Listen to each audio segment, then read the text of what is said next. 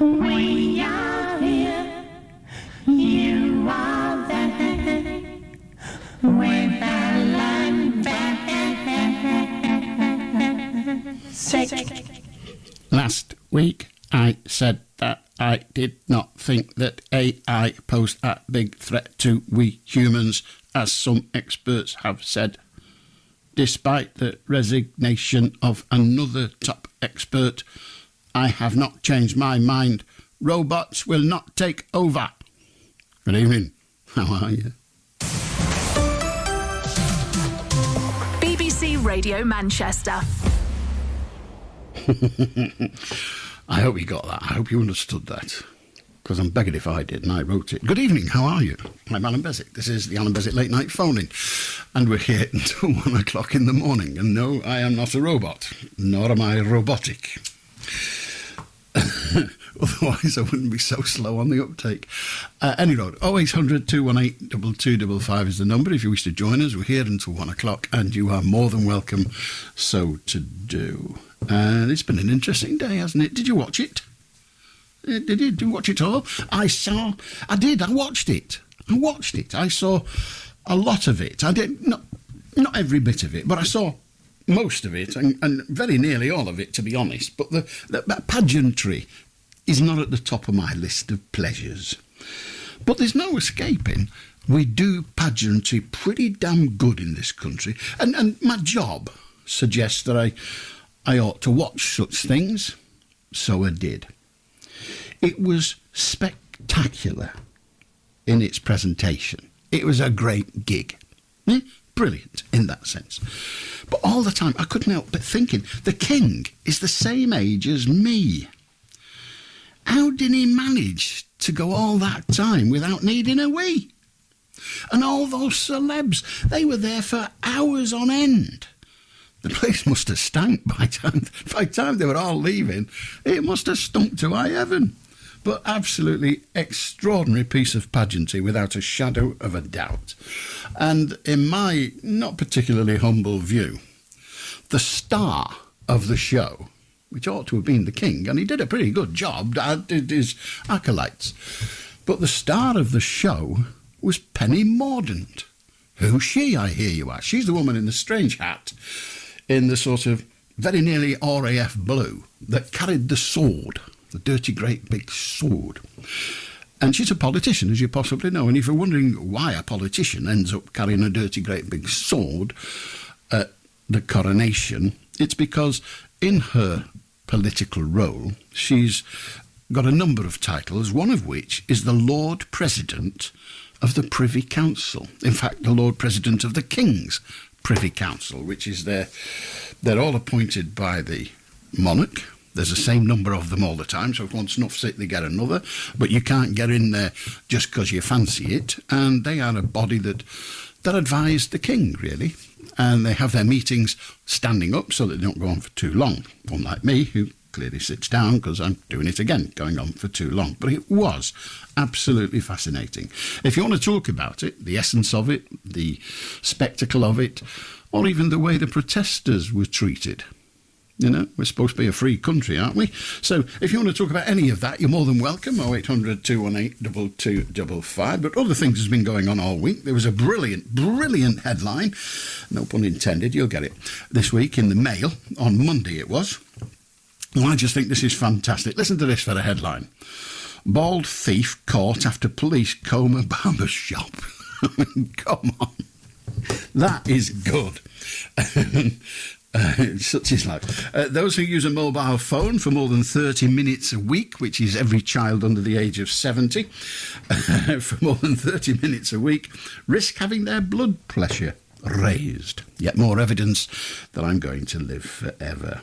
And 200,000, nearly 250,000, 200,000 packets of wildflower seeds are being sent to schools so that their fields can be made more beautiful, as it were. So instead of just dull grass, there are going to be lovely wildflowers everywhere, which is nice. That'll make Eton, Harrow, Westminster even prettier, which is nice. But after schools all over the country have had to sell off their fields just to stay in business, one wonders how they'll get their gift of wildflower seeds to germinate in the tarmac. At my school, we had nothing that resembled grass.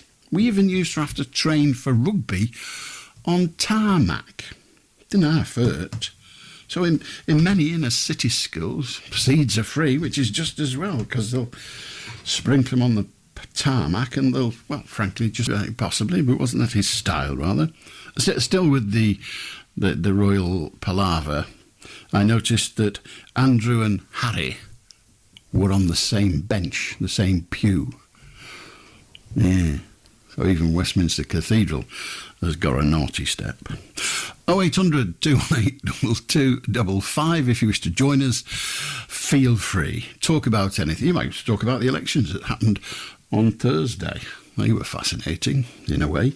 How do Ray? Hi, Alan. I'd like to talk about, troubled teens who go into, care. The reason why I talk about this is because I had a friend once that was in care. I just think that when troubled teens go into care, it's not always a happy ending. Do you know what I mean? That's what I'm trying to say. Well, I think you're absolutely right. It isn't always a happy ending. It's a rather difficult start for any individual at the early stages of what's hopefully going to become their adult life. It's horrible.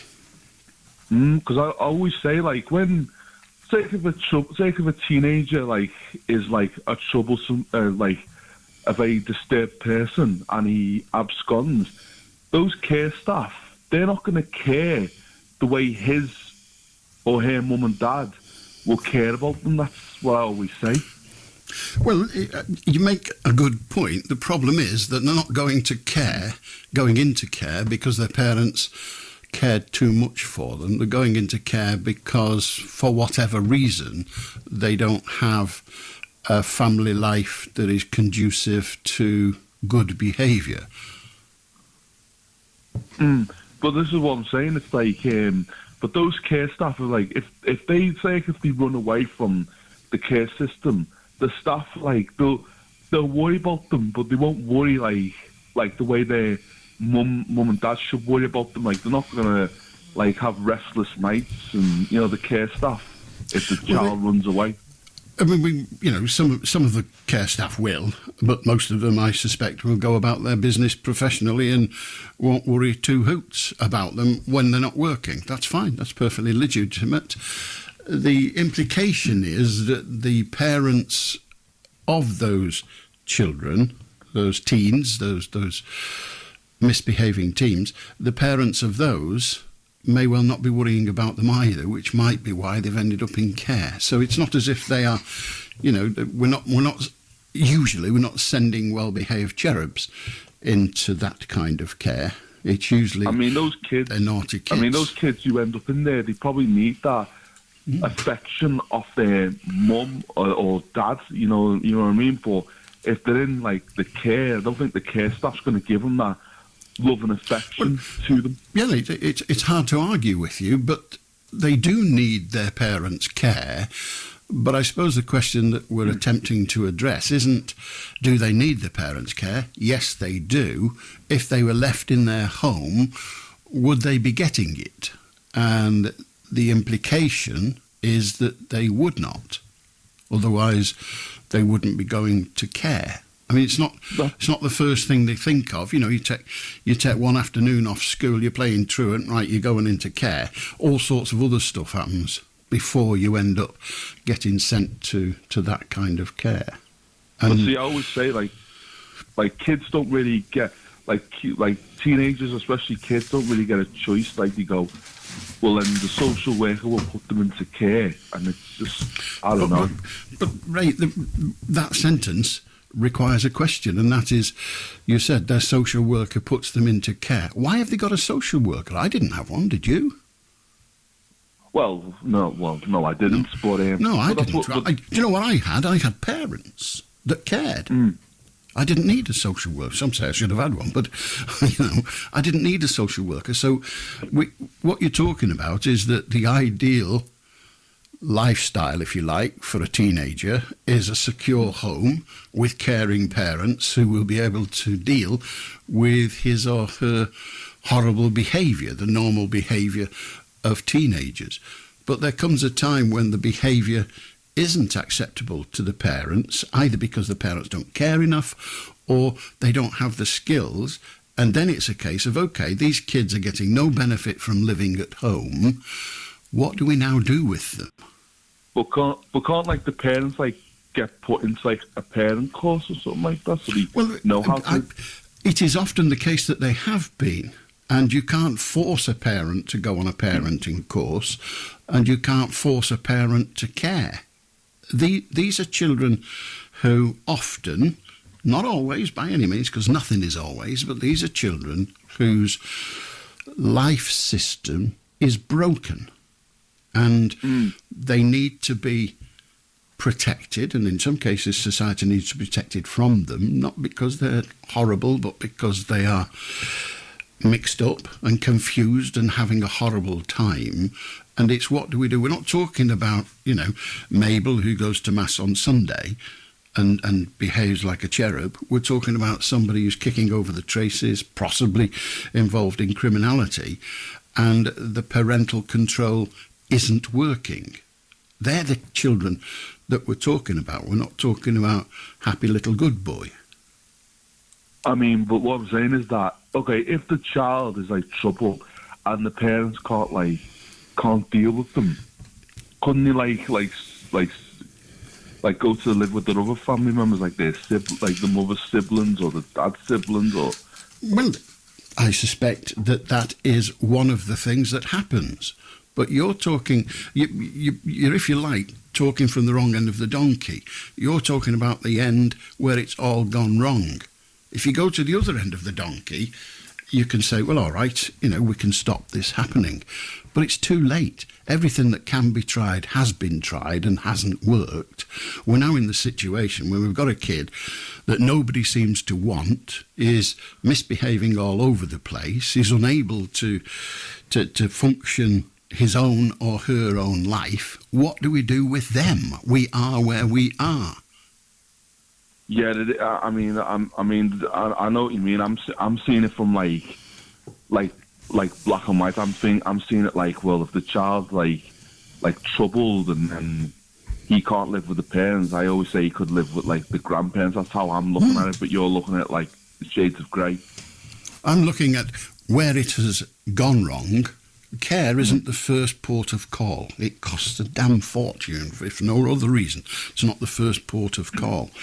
But it's the last one. And you have to have a last one, and this is it. Yeah, but I mean, that's the thing. It is not nice seeing the kid in that care home, because when it comes to Christmas, because you spend with your family on Christmas, you don't really spend with someone else really on Christmas. Well, you're not supposed to. No, it shouldn't be like that in that world, should it? Well, it shouldn't, and you're right. I, many years ago, was a psychiatric nurse in Sefton General, and you get highly involved with, these were just patients. They weren't, some of them were quite disturbed, but you get involved in their lives, you get involved in their day-to-day life, you get involved in their condition. But if you're me, come the end of my shift, I say, thanks lads, I'm off, gone, and I go and have a life.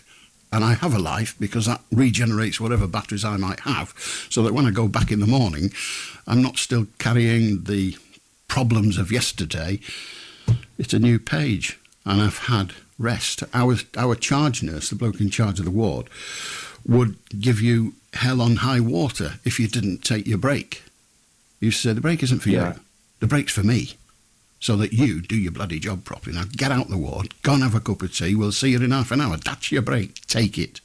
So you do have to get away from it. The same, if those social workers in that care situation were tossing and turning in their bed all night, how good are they going to be tomorrow?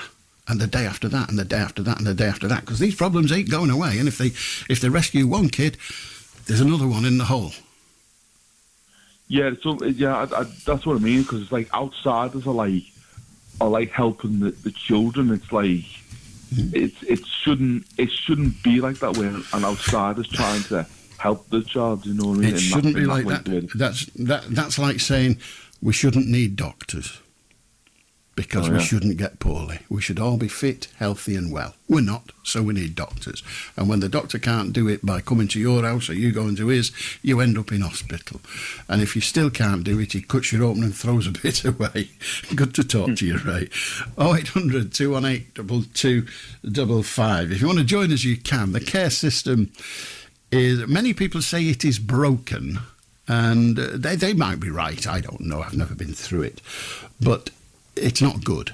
It isn't good.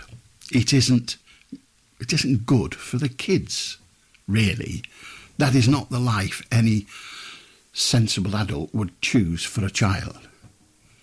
But of course, your options are limited. 0800 218 2255. You want to join us? We're here till 1 o'clock in the morning. You can talk about anything. How do Ricky? Good evening, Mr. Beswick. Good evening, Ricky. How do you do? Yeah. Yes, I can. I'm not going to go on about the palaver that happened today, but that's, by the by. We have got a king, and, that's what it is. No, I'm talking about what that young fella's just gone on about. When I was a young nipper, I've grown up a bit more. I got good parents. Yeah, I was naughty. We got to a naughty step. And yes, we got disciplined. We did. In the best, but them days were when rations and the miners' strike and per se, and newspapers were very, very useful sometimes to read. And the miners' strikes, power cuts, and my dad said to me, "You don't know you won't." Dad, I said, "I do." He said, "You've not been through the war," and so I'm just saying it hits home. Now it's come telephones, mobiles, this, that, and the other. You tell these children today, take the tablets off them, the tablets and the mobile phones, and take that to our neck of the woods. They wouldn't like it, would they, sir? Mr. Beswick, would they? They wouldn't like it, no. But, No. if you go through life expecting to like everything, you're going to be right disappointed. No, I'm saying, but, everything's not black and, red nowadays. You can't sell it a bird. No, but, in the level, it's going to get worse. I'd like to tell you a few weeks back, food banks, I'm around the food banks, and yes, I did get that payment that I'm due to, and I will work, for my benefit. But people go, "Oh, you don't want to work, you don't want to work." They don't know what is ever my lifestyle, and I'm sure people listening now, will concur and understand, even their children are finding it, hard. They're working, and they have to rely on food banks, It's horrible. It's heartbreaking. It's very, very horrible. Of course it is. But I don't know what the alternative is, other than agreeing. Well, it is what it is. Unless you're a really good, well-paid job, doesn't mean to say you can't cut your mustard or your butter. I didn't understand that one, but no matter. If you've got a well-paid job, life is easier. But not perfect. Oh, it could be. But you have to give something back, don't you? You put something, you put something to the other people and say, this is on, just like a certain person did when they didn't step in, and he did that. I won't name who it is, but he did that. He stepped aside to help the children out, and he did. So I'm not going to name that person. Well, he did that because the goal would not step in. Right. And I appreciate what he's done. Well, there are decent people.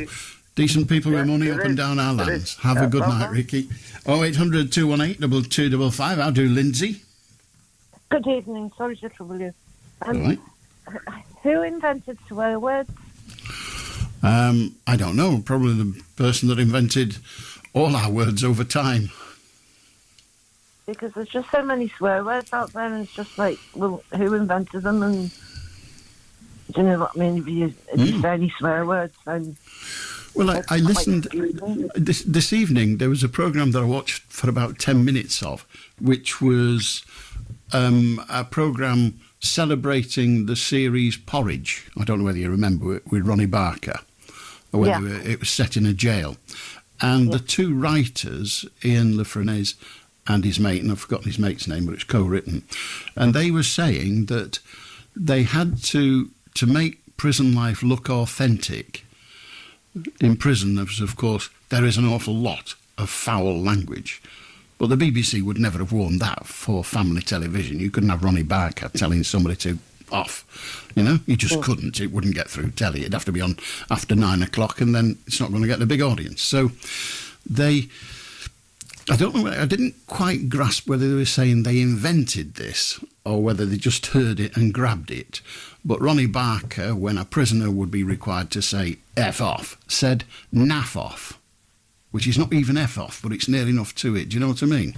So somebody invented that, a word to be used in place of, I'm awfully sorry, I didn't want you to do that, So who invents them? I don't know. It depends. It's like when I want to tell one to shut up, I just say shut the front door.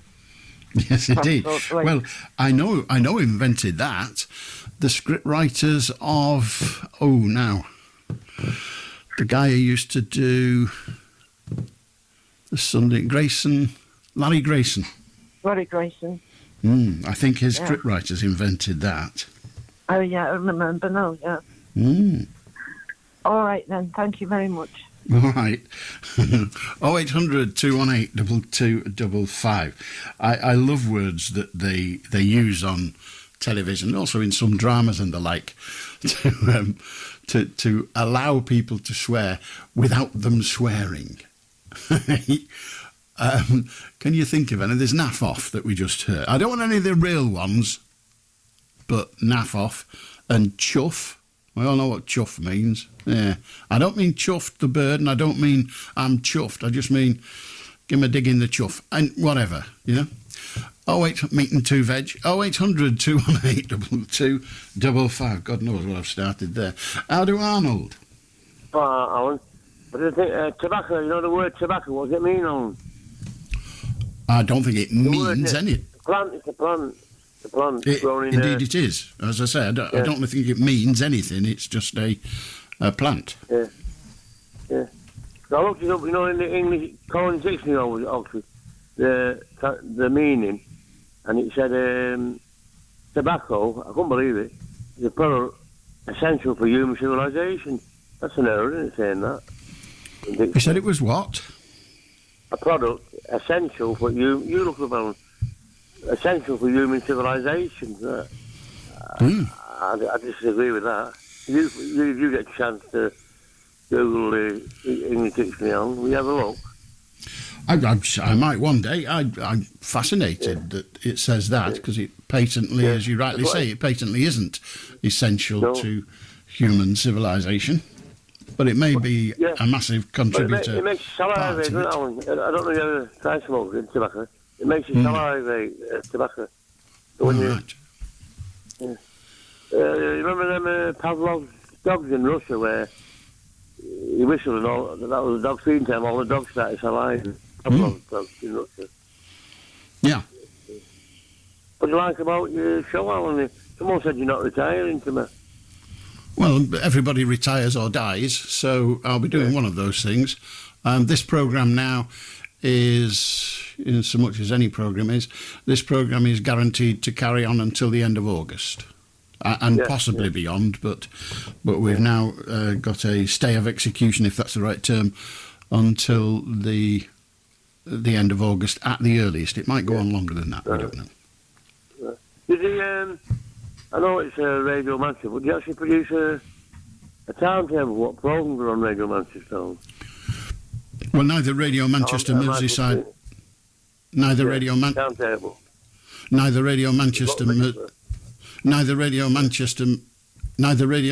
Merseyside or Lancashire produce a timetable for publication, other than they each have a website and their programmes are on there. They're on the internet, so you can find all the information. What's the website? Well, if you go to a computer search engine and type in Radio Manchester, it will provide you with a place where you can click on, and you can then choose the schedule, and it'll tell you who's on at what point. Yeah.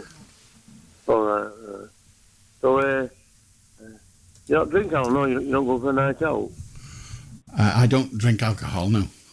No. Well, what do you do for celebrating then? A meal? Hello? What do you like for a good meal? We seem to have lost like him. a curry? Dear me. 0800 218 2255. If you want to join us, you can. Pick up your phone and have your say. You can talk about absolutely anything. We do not stand on ceremony here. 0800 218 2255. We've lost Arnold, which is a terrible shame.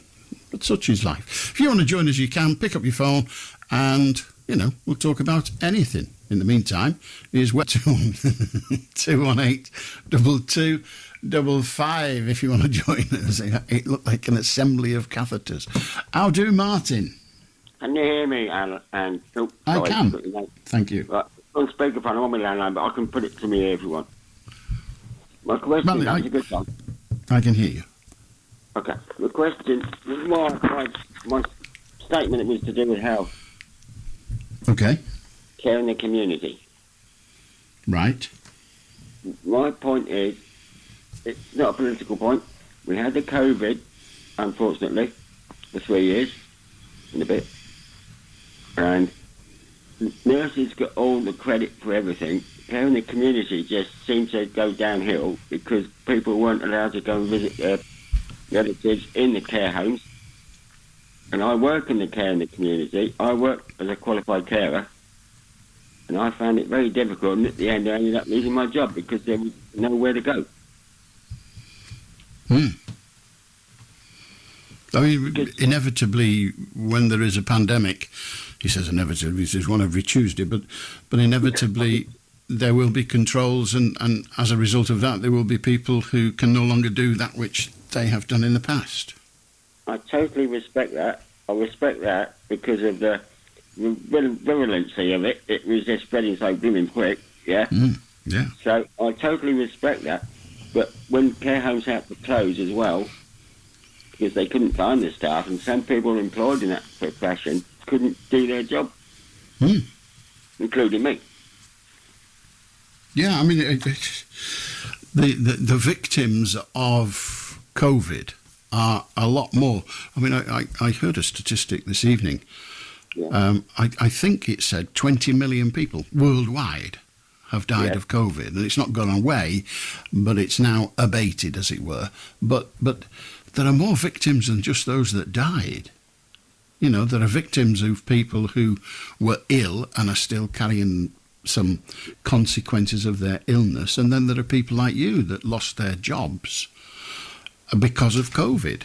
Not the consequences of the illness, Alan, were to do with that long COVID, I guess you're saying. Yeah, quite. That's what I was referring to. But a lot of people still with that. And it's not, absolutely. It's not diagnosed. Well, it is diagnosable, but it's not curable. No, it's not curable. COVID's not curable. All we've done is found a way of controlling it and controlling its spread and reducing its damage to our bodies, as it were, in the most cases. But there are other victims too. There are financial victims. Companies went bust, and people like you lost their jobs, and it's diabolical. But it doesn't help the people that were in the care homes, because where were they going to go? Yeah, the ones that closed. The residents, terrible. Yeah. I feel that. I don't know. They said it's once in a. What do they say? Once in a century, sort of thing. No one can. How long's a bit of string? No one can say that. They don't know, do we? There may be one just around the corner. In fact, the report that told us this statistic, which I may have misheard, but I don't think I did, was saying, it's still there. There's every chance it could flare up again, and if it does, it could be a new strain that our current vaccines can't deal with. So it's not gone. It's like flu. It's there now forever. It's not leaving. But you say you lost your job, but of course care homes now are absolutely desperate for people to work there. Have you any chance of getting back into work? I have, yes. Thanks for asking. Yes, I have, but it won't be probably with the same care home because that one shut down. Right. Yes. So, but there are others. So you won't be entirely without work and the consequences of that. No, I'm not demoralised about it, but it was just at the time it was a bit of a shock. I bet it was. I bet it was horrible. I mean, it's not, there are some jobs where, it sounds like I'm rubbing your nose in it, I'm not, but there are some jobs where you're paid enough to have a bit in the bank for a rainy day. But there are other jobs that are paid appallingly, and you're living, every day you're spending every penny you earn. And when that comes to an end, without warning, one's in an awful position. Absolutely awful. It's like you're saying, Alan, you're living from hand to mouth. Yeah. I mean... And then suddenly click your fingers and care home chat. Now that was out of my job. With that company in care home. Well, I can remember speaking to a woman, not here, not on this programme, but a little while ago. It must have been 2 years ago, maybe longer. It was before COVID, so it's, let's say 4 years ago. 2018. I don't know what happened. I had a conversation with her, and she said she was saving up. And I said, "Oh, really?" Thinking it was for a holiday or something. What are you saving up for? She said, "A new iron. My iron's broken." She's saving up to buy an iron. And what are they? Even a top iron's 150 quid, but you can get an iron for considerably less than that. But she's having to save up for it to buy an iron. We're very compassionate with that, Alan, but that's the way people ended up. It was very unfortunate for a lot of people. I wasn't including cost of living, and that come on a bit later, but the COVID thing just decimated a lot of businesses, decimated the industries, a lot of industries, decimated the Chancellor Exchequer's income. I mean, it's just extraordinary. I mean, she was saving up for an iron, and she said it's going to take her 6 months. 6 months. So she's saving maybe £2 a week. Yeah. What? And it's just... And she was having to do without to save that. And what can you do? Now, a person like that loses their job. It's a much harder clout than a person who's comfortably off losing their job, because they've got a few months' money in the bank they can get by. But it soon dwindles. Yeah. It's so, without a doubt, it soon dwindles. I understand what you're saying, but the Trust at the time in the pandemic said there's so many people on food banks. I can't quote your figure, but they said, and they haven't gone down really now because of the cost. Well, no, there was a report the other week saying that they're still going up. Yeah. So because, as you say, the cost of living, there are people now in reasonably well-paid jobs, and they won't like me saying this, but people like nurses who are striking at the moment for more money. And we've got people who, 2 years ago we were back, well, I wasn't, but people were coming out their houses and banging pans, and the government was saying what a great job they're doing. And then now, because of the cost of living rises, they're now having to visit food banks. And you think, what? These heroes, these people that we applauded to the rooftops and signs everywhere saying thank you NHS, and now they're having to strike to get enough money so that they don't have to go to a food bank to feed their children. I'm not getting political. Not getting political, Alan. No, I'm talking about things that are caused by the politicians to a certain extent, but I'm not getting political. But I went out and applauded the NHS. I didn't bash a pan with a wooden spoon, but I did outside my front door. But the thing is, they are now rebelling against, because they think they haven't had a good time for the last 10 years. Pay-wise. We live in a very strange world, Martin, where those who do important work get paid poorly, and those people who do pointless work get paid well. And I got to put my hand up. I'm reasonably well paid for doing this, and all it is sitting on my bum and talking. I've done DJing, but that's on my own, and not for a radio station. But it's not just sitting on your backside. Well, it's not when you're doing DJing.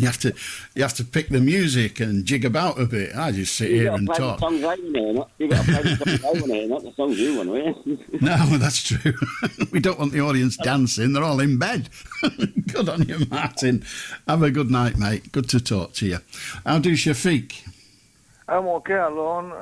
Today is His Majesty King Charles III and Her Majesty Queen Consort Camilla is a holy.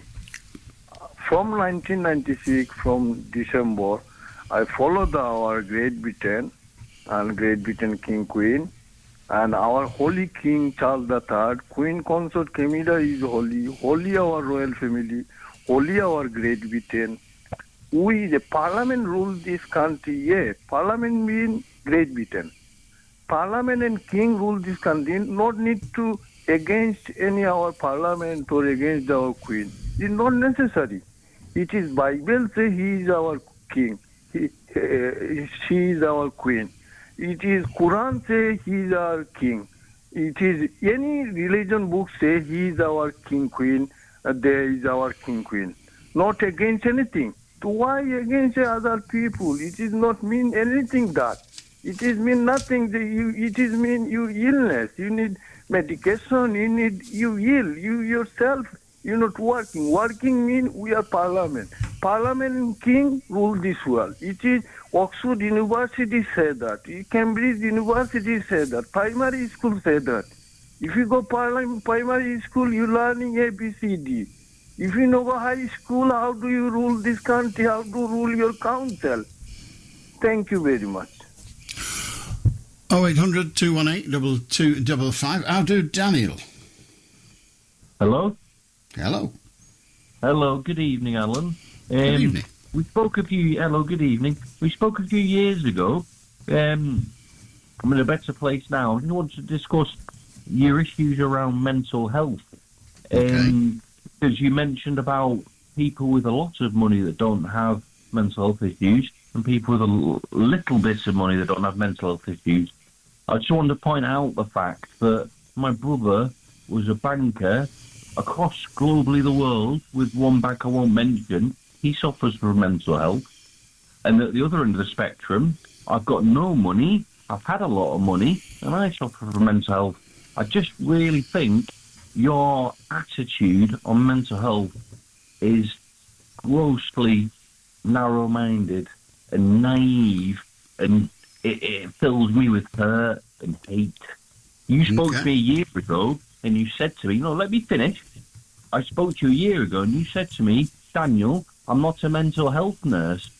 This was a year ago. Yeah. I've been a drug addict for 8 years, and now I'm 15 months clean. I've got nothing. I know people that are rich out there with cars, nice cars, yet go to the food bank because they're struggling. Everyone struggles, Alan, and I'm sorry, but I feel you don't see the bigger picture. It's disturbing me. It's disturbing. I've listened to you for a long time, mate, and I'm really sad that you haven't got this fear. You're one-dimensional. You've got to be 8-dimensional or 4-dimensional. You've got to see things from everywhere. And it's sad, mate. Oh, do you know what? I thought it was... Daniel, I can only talk to one of you at a time. No, that's fine. Sorry about that, but... Don't worry. It disturbs me. My brother earned in excess of 200-300 grand. He was in a film. He was related to the film called The Big Short. He had millions of dollars. Then he was the fall guy. And now he's got nothing. I've got nothing. He's been addicted to drugs. I've been addicted to drugs. He's had lots of money. I have no money. It's all about the spectrum. All about the spectrum. You can be a rich man and have nothing. Okay? And you can be a poor man and be a rich man. I've got a socks on my feet. I'm a rich man. And I feel your attitude on mental health sucks. It really sucks. You need to have a look in the mirror, mate, and say, right, I know. My father suffers from mental health. My dad suffers from mental health. I suffer from mental health. My girlfriend does.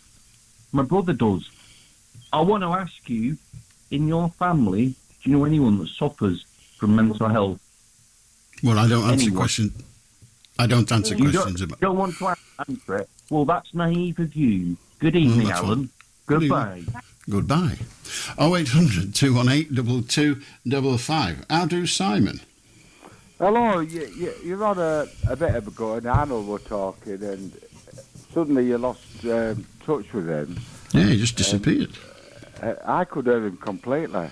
Yeah, the studio said the same thing, but I couldn't, and yet I could hear everybody else afterwards. It's weird. Just technology baffles us all. Yeah. Everybody in the studio could hear it. Yeah, we were talking about curry, actually.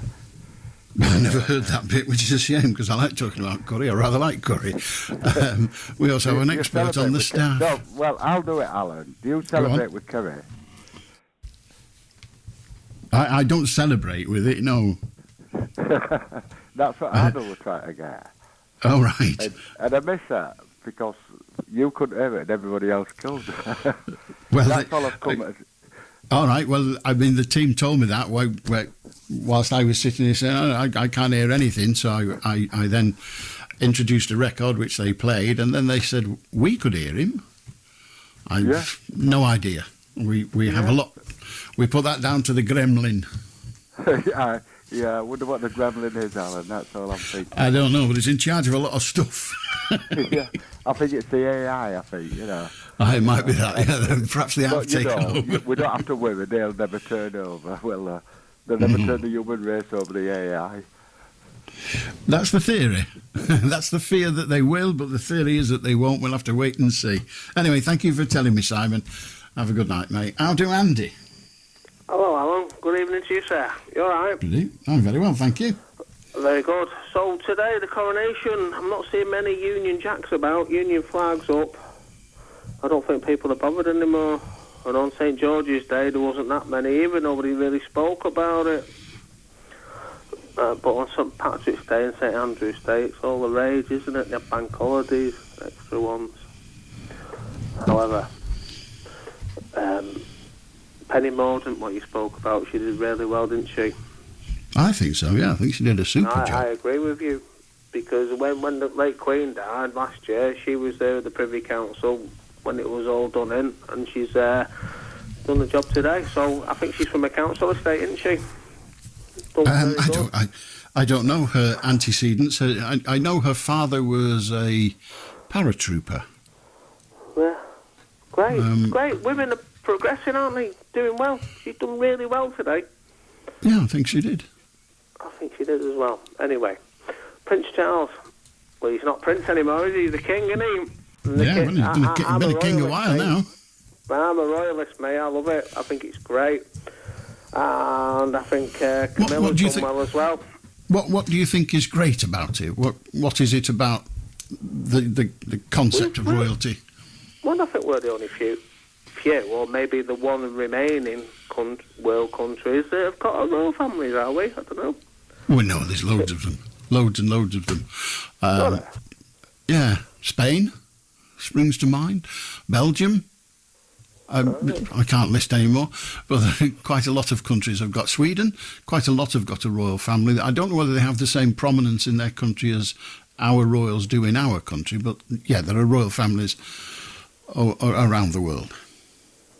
Yeah, so I think, well, anyway, I'm a royalist, so I put my flag up and everything, and I think Camilla, how she got in there, how she done it, you know, the reunion, aren't they, Prince Charles and Camilla, I think it's great. Because people hated her, didn't they? They really did despise her at first. They did. You know, and everyone was like, I've still got my Lady Di and Prince Charles cup from 1981 wedding. So, wow. You know, I know a few people have, I think. But I'm all up for it, and I hope they do well and everything. I hope the royal family carries on. You know, and I think what's happened as well is, I think Prince Harry's a bit miffed, because Camilla's been accepted. And I know his mother died and all the rest of it, but people's mums do die. We're talking about Lady Di, aren't we? You know, so he's got a few issues, but he turned up today. I don't like the lad, but, you know. When you say you don't like him, what is it that you don't like about him? Just the way he's carried on. I mean, he's gone So you there don't, today, you don't like what he's done recently? Well, what a balk of spare. What's that all about? What's he doing? He doesn't want to be part of the limelight. He's suing one of the newspapers. He's there today, isn't he? The second born of the monarch is always called the spare. So they're there in case the firstborn dies, so that they've got someone to take the job on. Like when Her Majesty the Queen's uncle abdicated, his brother took over the throne. Her father, his brother, took over the throne. That's what the spare means. Yeah, he did it reluctantly, didn't he? The Duke of York that time. He wasn't keen. No, he wasn't keen. But, yeah, you got to admire Charles, though. A 50-year apprenticeship. How long did they go on for? Eh? That was a good do, wasn't it? Hopefully he does a good job. Well, we'll see. Lots of people, I mean, it's the day for it, but lots of people are saying they think he'll do a good job. And we'll have to wait and see. But Camilla's been accepted now, hasn't she? Do you think, with the people? Yeah. I think so. She was having a little grin there today. She was loving it, wasn't she? You know. I don't know that she was loving it. I think she was. I think she was a bit bemused by it all, really. I got the sensation that she was going to burst into laughter at any point. Yeah. Did you watch it? Yeah. It was all right, wasn't it? Because I've never seen one before. Exactly, neither have I. Oh, so I might get to see William done, but that'll probably be it for me. But, good luck well, to them. You never know in this world, you never know. What, can I just put you on something else? Have you got time or not? Yeah, go on. Go on. The Tories, they've been smashed this week in the local elections, haven't they? Yes. They're doomed, aren't they? If they lose an 80-seat majority, it's their own fault. Well, it's always their own fault, whoever loses it, isn't it?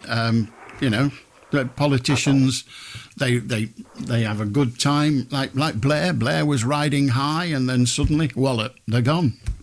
But, an 80-seat majority, and that's what Boris got, and Rishi's not doing it. He's let me down, I think, and I think he's let a lot of people down. I mean, he's doing it against Shell and BP. They're talking about £8 billion profits in the second quarter. People are struggling. People really are struggling. They're on their arses, aren't they? He's talking about food banks before. And then these companies, they just need to get with it. I know inflation's up there. I don't think inflation will come down this year, will it? Well, the target is to halve it by the end of the year. It's not going to happen. But I don't like Keir Starmer either. He's not coming across. When you PM questions and all that on a Wednesday, he's not doing it. And could you imagine Angela Rayner as Deputy Prime Minister? Wow, way. They're all as bad as each other. You don't know what to trust, do you? Hey, these are the ones that run in our country. Hey, that's what they're paying. That's what we're paying for. All a bunch of... Yeah, anyway. Steady now. I know. But I don't know what's going to go on. Small state, wasn't it? Small state.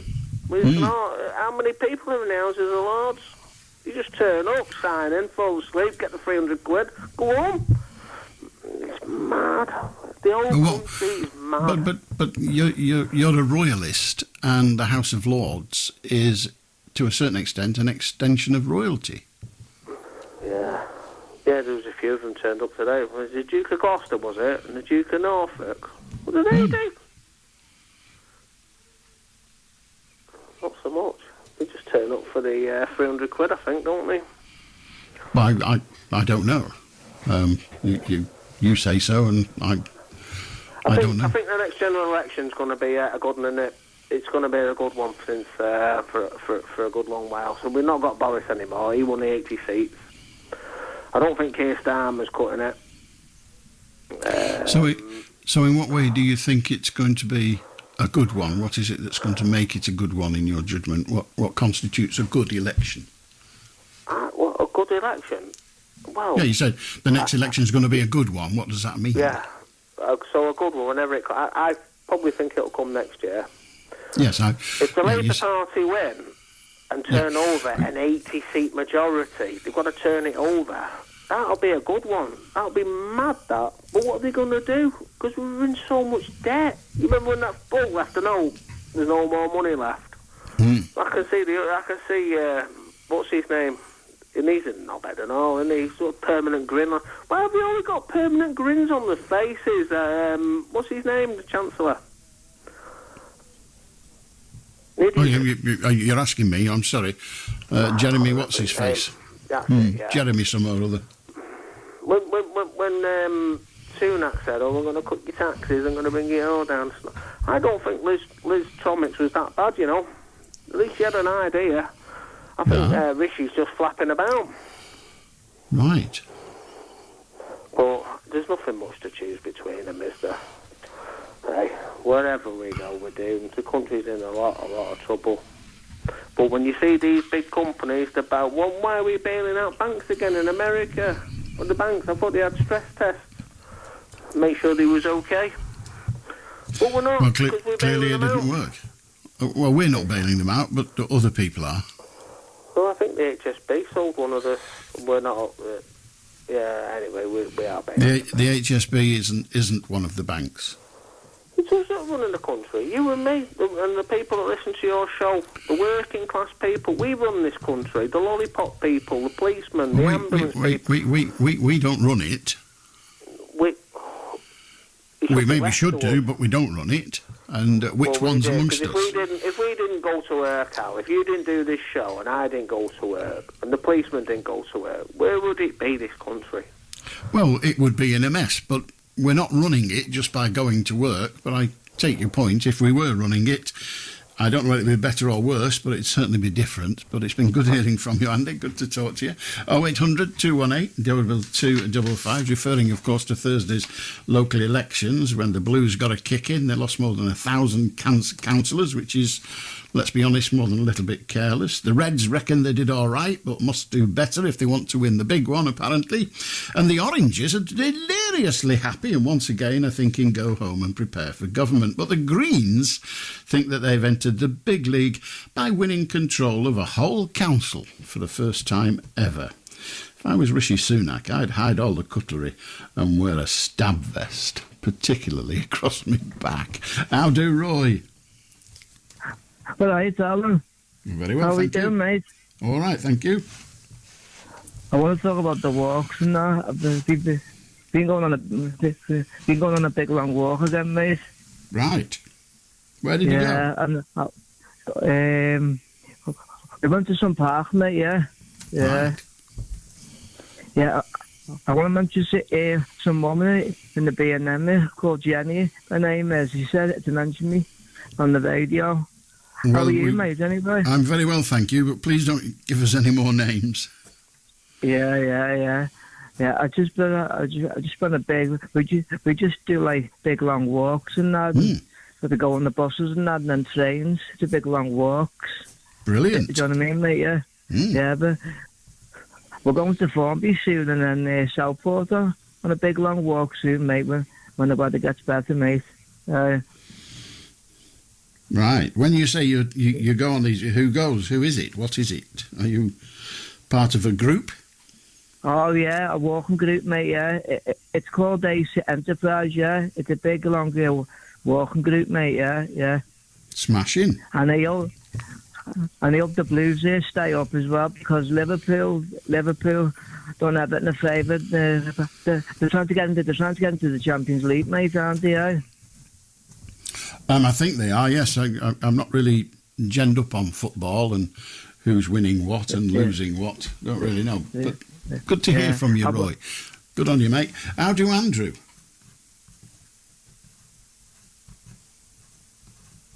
Hello, Andrew. We have no Andrew. How do Tony? Hi, Alan. You okay? I'm very well, thank you.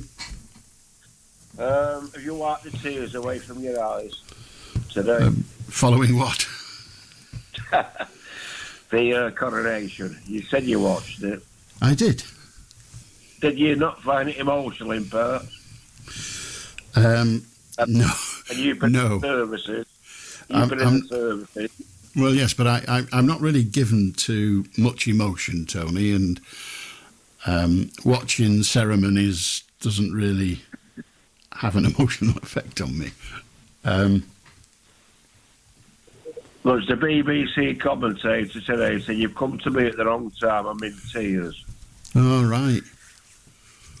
And that's when they all did on the parade ground, everybody, the army, the RAF and all that, laid their arms down.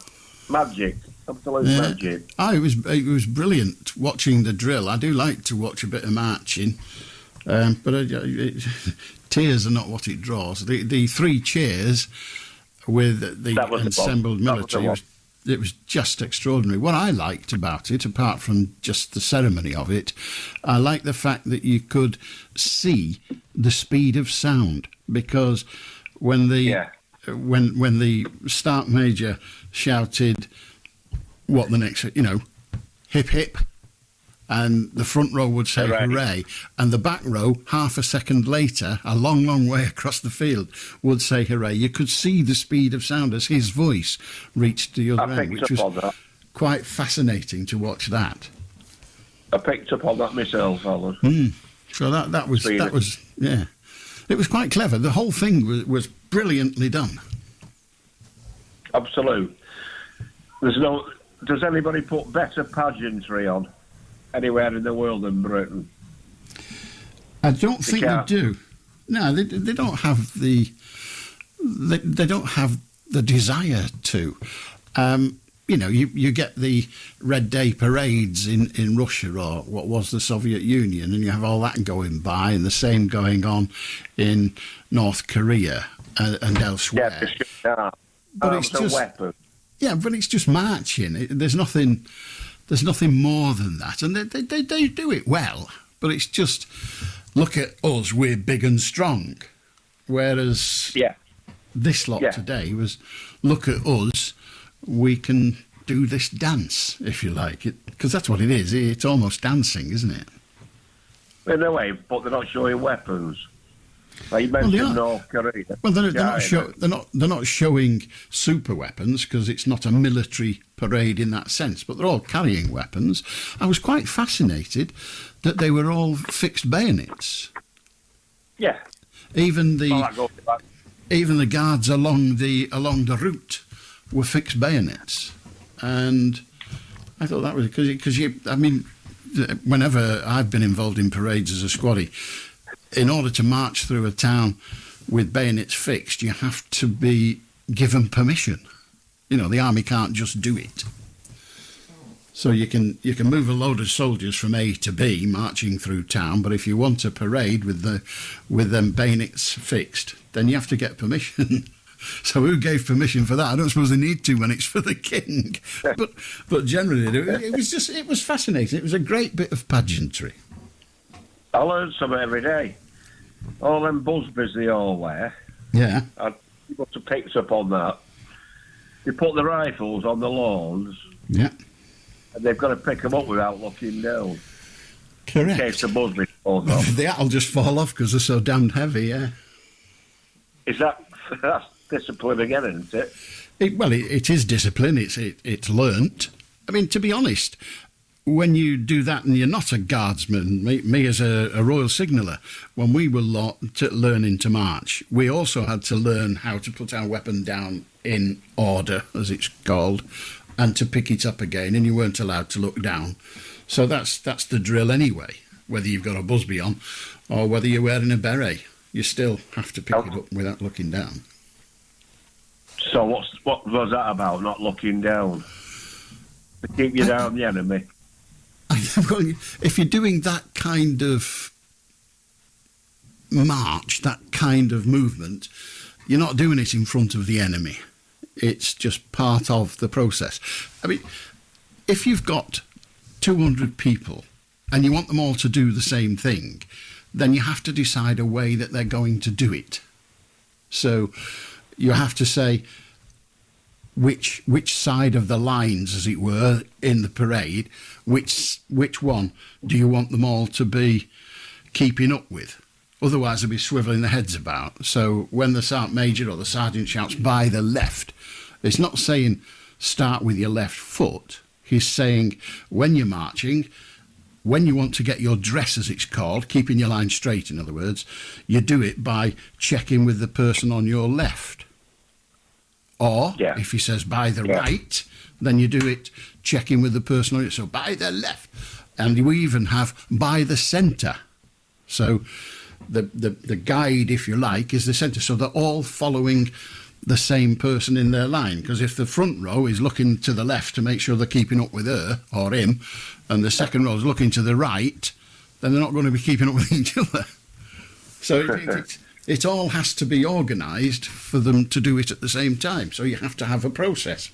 And looking down never looks right.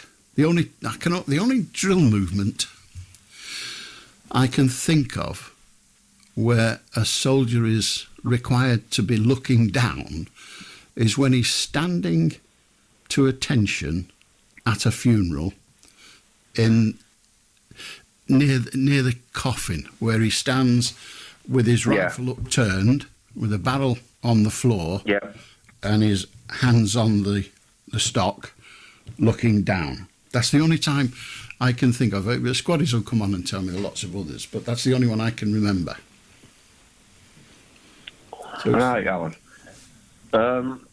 Look, there's 4 guys in the line today, all sergeants, with the Busby's on. Yeah. The 2 at the front had gold stripe, 3 stripes, and the 2 behind them had white stripes, 3. Sergeant, what's the gold about? The simple answer is I don't know. I couldn't recognise the insignia of the guards because they have a specific kind of uniform.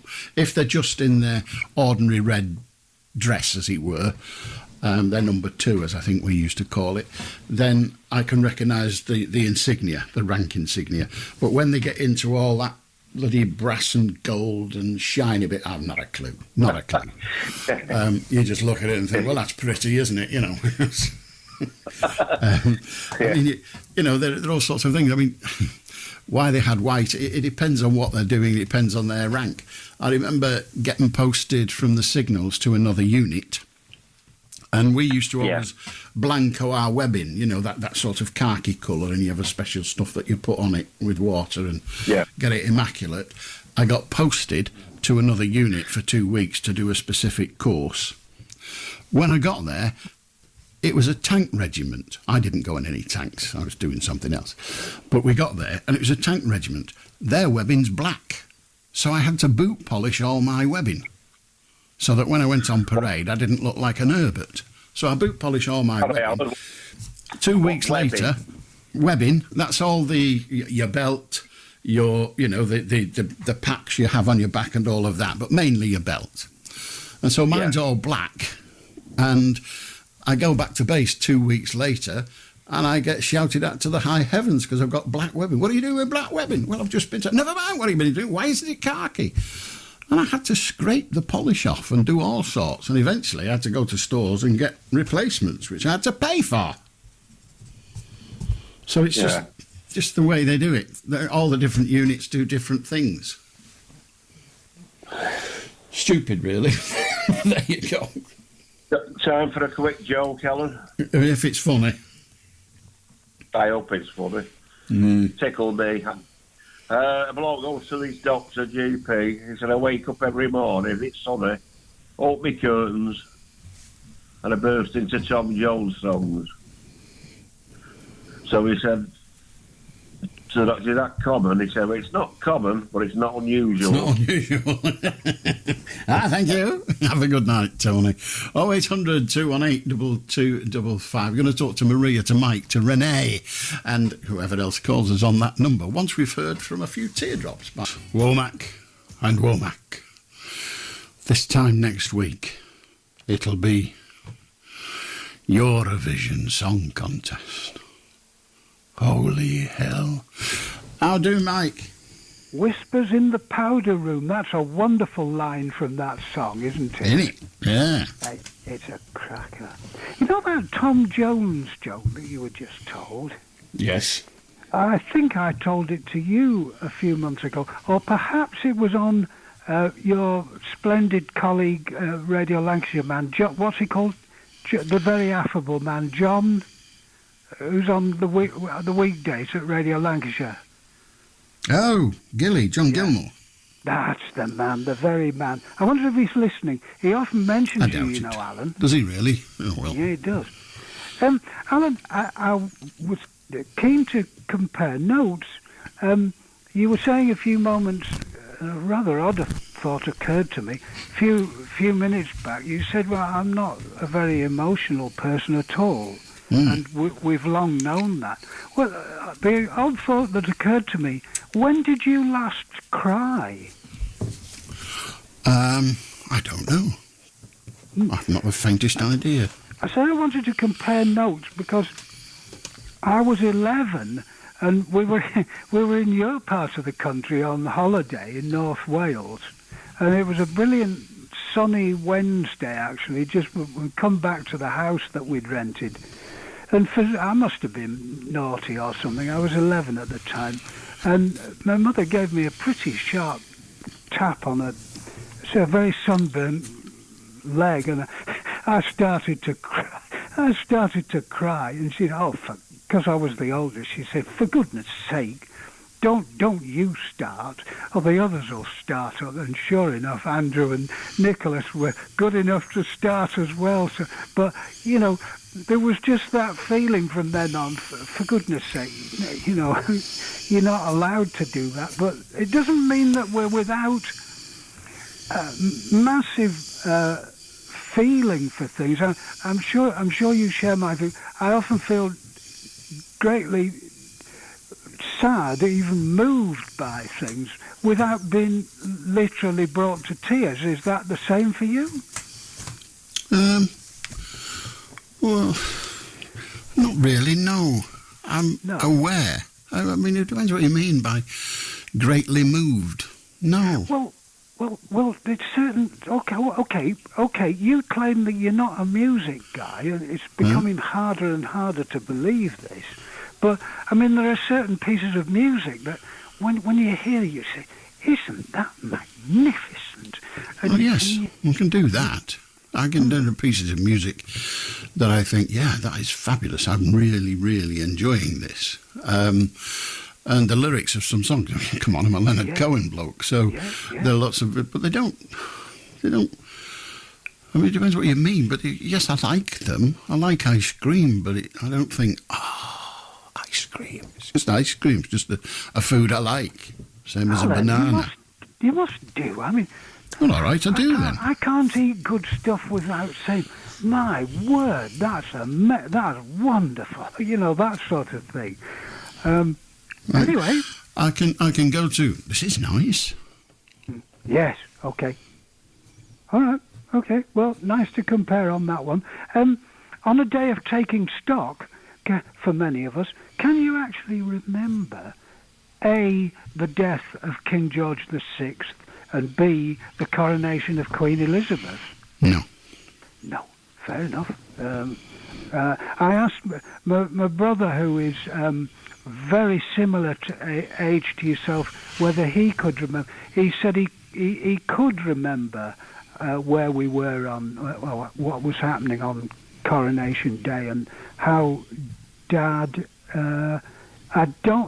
Tuesday in those days was half-day closing in Oldham. I don't think he actually, because it was on a Tuesday, Alan, he didn't actually open the shop, but there you are. What I did want to tell you is a rather odd story. At about that time, or it must have been perhaps a couple of years later, my honorary Uncle Ernest, who had a chemist shop in Royton, place that you possibly know, he said to me when he was chatting to me fairly seriously one day, he said, you know, Michael, he said, I recently had to make a pair of glasses for a gentleman called King Charles. and he was lamenting the fact of how cruel it was that he'd been christened king because his surname was Charles. And a few years later, Alan, my father-in-law was talking at the dinner table, and he sort of looked at me and he said, you know, Michael, there's a man who works for me, and he's called King Charles. He's probably the same chap who had the glasses made for him. But he said it's really had a very bad effect on him, this being called this particular name. So it's quite something, isn't it? It's an odd thing to call your child, but people really are cruel with their children sometimes in the names they lump up on them. Yes, I thought you might be interested in that. Anyway, the other thing I did want to talk to you about, it's a bit of a perennial, a lot of us talk about it, this business about domestic fuel, Alan. We were giving, prior to these companies, our company going out of business, going bust, we were giving £50 a month total, that's to say gas and electricity. I'm now, without use of any central heating, expected to pay what I think roughly 135. This is crackers. And you begin to wonder how it's happened, but these companies from whom we buy the stuff, they seemingly they have got provision for people who sort of, as it were, can't pay or they can't meet the bills. They've got funds, and it's not surprising the amount of profits that we hear that some of them are making. Currently, and I don't know how long it will last, I'm on a direct debit of £70, which is, on the face of it, not going to cover my costs. So we could say, tune in next month and Mike can let us know what happened, know what's happened. But I don't know. I wonder what you think about all this. Well, I think the same as most other people, that the rapid increase in fuel prices is difficult for some people to bear. Yeah. But why, can you answer me this one? We're told that wholesale prices of these commodities, to wit, gas and electricity, are actually going down. Why isn't it being passed on? I've no idea. Some might say skullduggery and selfishness on the part of the energy companies. Yeah. Who knows? Well, I was talking to the very sweet girl who keeps ringing me up from the from the company and having lovely long conversations about these things. But I wanted to ask her, you know, this bit about these standing charges. Seemingly, I don't know whether it applies to the same degree in your area, but I'm expected to pay, without the most recent increase, which I understand from a Braille thing that came the other day is going to put prices up even further, that I'm expected to pay £308 a year standing charge. Mm-hmm. Well, this is horrendous, isn't it? Well, it's the price. It's a value judgment. It's a value judgment of whether it's horrendous or not. But the standing charge is there because a long time ago, I can't remember when it was introduced, a long time ago, people were less than pleased that when they paid their electricity bill using only a tiny amount of electricity, they didn't have to pay for the infrastructure that got their electricity and their gas to them, whereas those who used quite a bit were paying all the cost of the delivery service, if you like, the charges that aren't just the product itself. And they were saying, it's not fair. Why am I paying for pipes to put into his house? Yeah. And so they said, right, well, what we're going to do is we're going to split up the standard costs of being here as a company, and we're going to share it out amongst all the customers. So that's how we ended up with the standing charge, the charge for having the stuff delivered. Because somebody's got to pay for the hole in the road and the pipe in your house and the wires and all the rest of it, all those telegraph poles. They've got to be bought, you know. So somebody's got to pay for them, and those somebodies are the customers. So do the customers share out the price, or do we just say, well, that comes out the profit of the company, which means it goes on the cost of the electricity for all.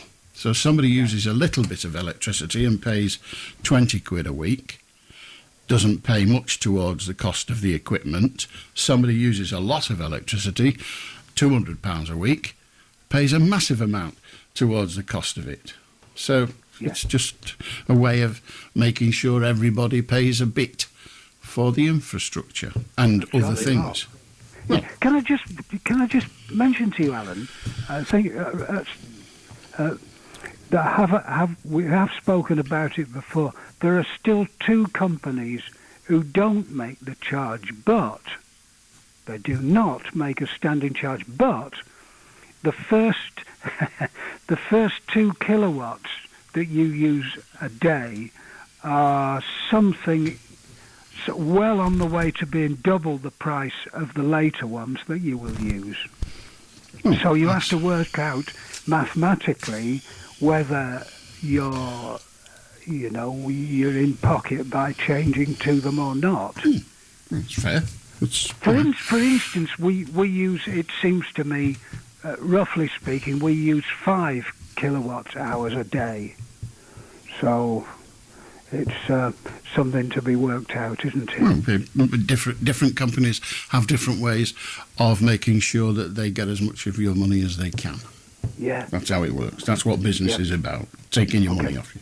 Great to chat to you again. Indeed. How do Glenn?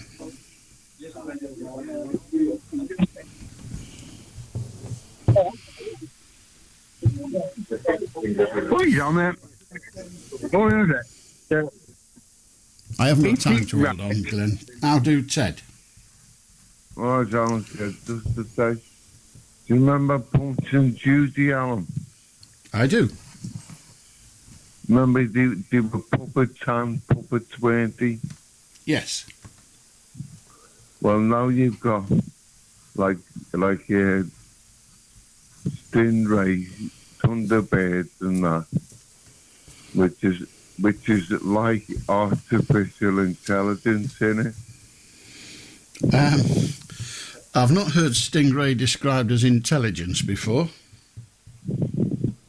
Well, see the camera, Alan, the camera itself, any camera, is based on the eye. Well, given that it's producing imagery for the eye, it in that sense, it's based on the eye. How can things like that's artificial, see things that humans see? Well, they don't see them in the way that you see them. You see them and make an instant interpretation of what it is that you're observing. The camera doesn't do that. The camera just makes an image of what is presented to its photographic recording area. Well, doesn't make a judgment about it. The camera doesn't think there's a tall man. The camera just delivers a photograph of a man. You look at that photograph and think, blimey, he's tall. So you make judgments, the camera makes pictures. Well, but come a long way since Punch and Judy, haven't we? I don't know what you mean, but we certainly are in a different position from when Punch and Judy first arrived, but I don't know when that was. It's amazing, like artificial intelligence today, that the people on the switchboard, they're going to be deleted, and it's going to be artificial intelligence that's going to speak to the people on the phone. Right. So people will be able to work. Yes, if like the very fact that we have call centres means that the people who used to be working in the shops answering your questions are now out of work. Those shops don't exist anymore.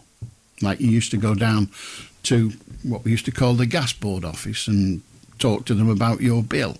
You can't do that anymore because the gas board doesn't have offices. They just have a call centre, so you do it on the phone. And so fewer people are required to answer the same number of calls. What about presenters and that? What will happen there? Well, it won't bother me because I won't be here, but it might come to pass where radio presenters are replaced by artificial intelligence. In the case of some radio presenters I know, the intelligence would be a welcome introduction. They're very advanced, aren't they, Alan? Who?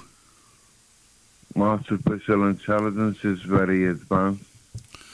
I don't know about very advanced. It can do lots of things, and some people are starting to worry that it can not actually think, but it can draw together information and operate in accordance with that information. But I don't think it's clever any more than an adding machine is clever, because it adds up your numbers for you much more quickly than you can. Do you think artificial intelligence is like ghosts? No.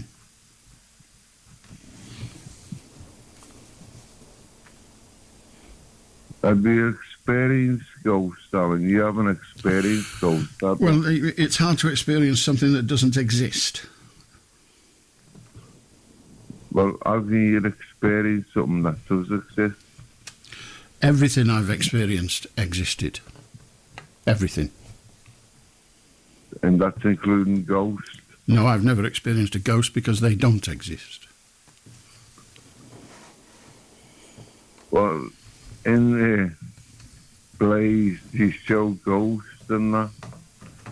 In the what? On the TV. In the what?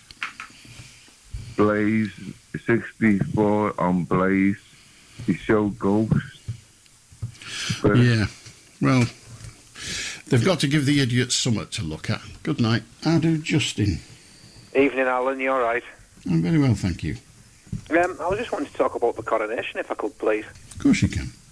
Thank you. I was watching a little bit today, and I just thought to myself, there's not many countries in the world that can pull off something as that, like that, is there? I don't think there are, no. What I do find quite surprising about it at the moment is there seems to be a lot of people against it, the royalty in general. Do you think about that? There are certainly people who are against the monarchy, without a doubt. But at the moment, all the surveys seem to say that most people are in favour of it. Yeah, I'd agree. I mean, I'm neither here nor there with the monarchy. It's just something that's there. Do you know what I mean? But yeah, but that's not a judgment, is it? I mean, some people who have given it some thought don't want us to have a monarchy. They want us to have a democratically elected individual to be our head of state, rather than somebody who's just born into the job and takes 60 years arriving at the throne. Why do you think that is, then? Well, because some people believe in democracy to a greater degree than others. I mean, I'm not by any means a monarchist. At heart, I'm a Republican. The problem with republicanism is you've got to make some kind of judgment who could be your head of state. And when you look across at the United States and see what they end up putting in position, you wonder, is it worth it? And so I'd happily not have the royal family in power anymore, but it would have to be something that is better than what we would have instead. Yeah, I understand that, yeah. Because you said you're a Republican just then. What made you arrive at that decision? It's a principle thing. I believe in democracy, and I recognise in that belief that there's no such thing as perfect democracy, but I prefer democracy than dictator. And royalty is a step nearer to dictator than I want. So having a person who is the head of state, who is merely the head of state because his parent was, for me, is not ideal. My problem is that I can't think of anything that will replace it that I would prefer in its stead. Yeah. I think a lot of people think like that as well, that they don't want the monarchy but can't think of something else to replace it with. Well, the great problem is if you say, well, OK, we'll have an elected president. Well, what do? Do we say, right, from now on, like they have in America, there will be an election, and in that election, all the,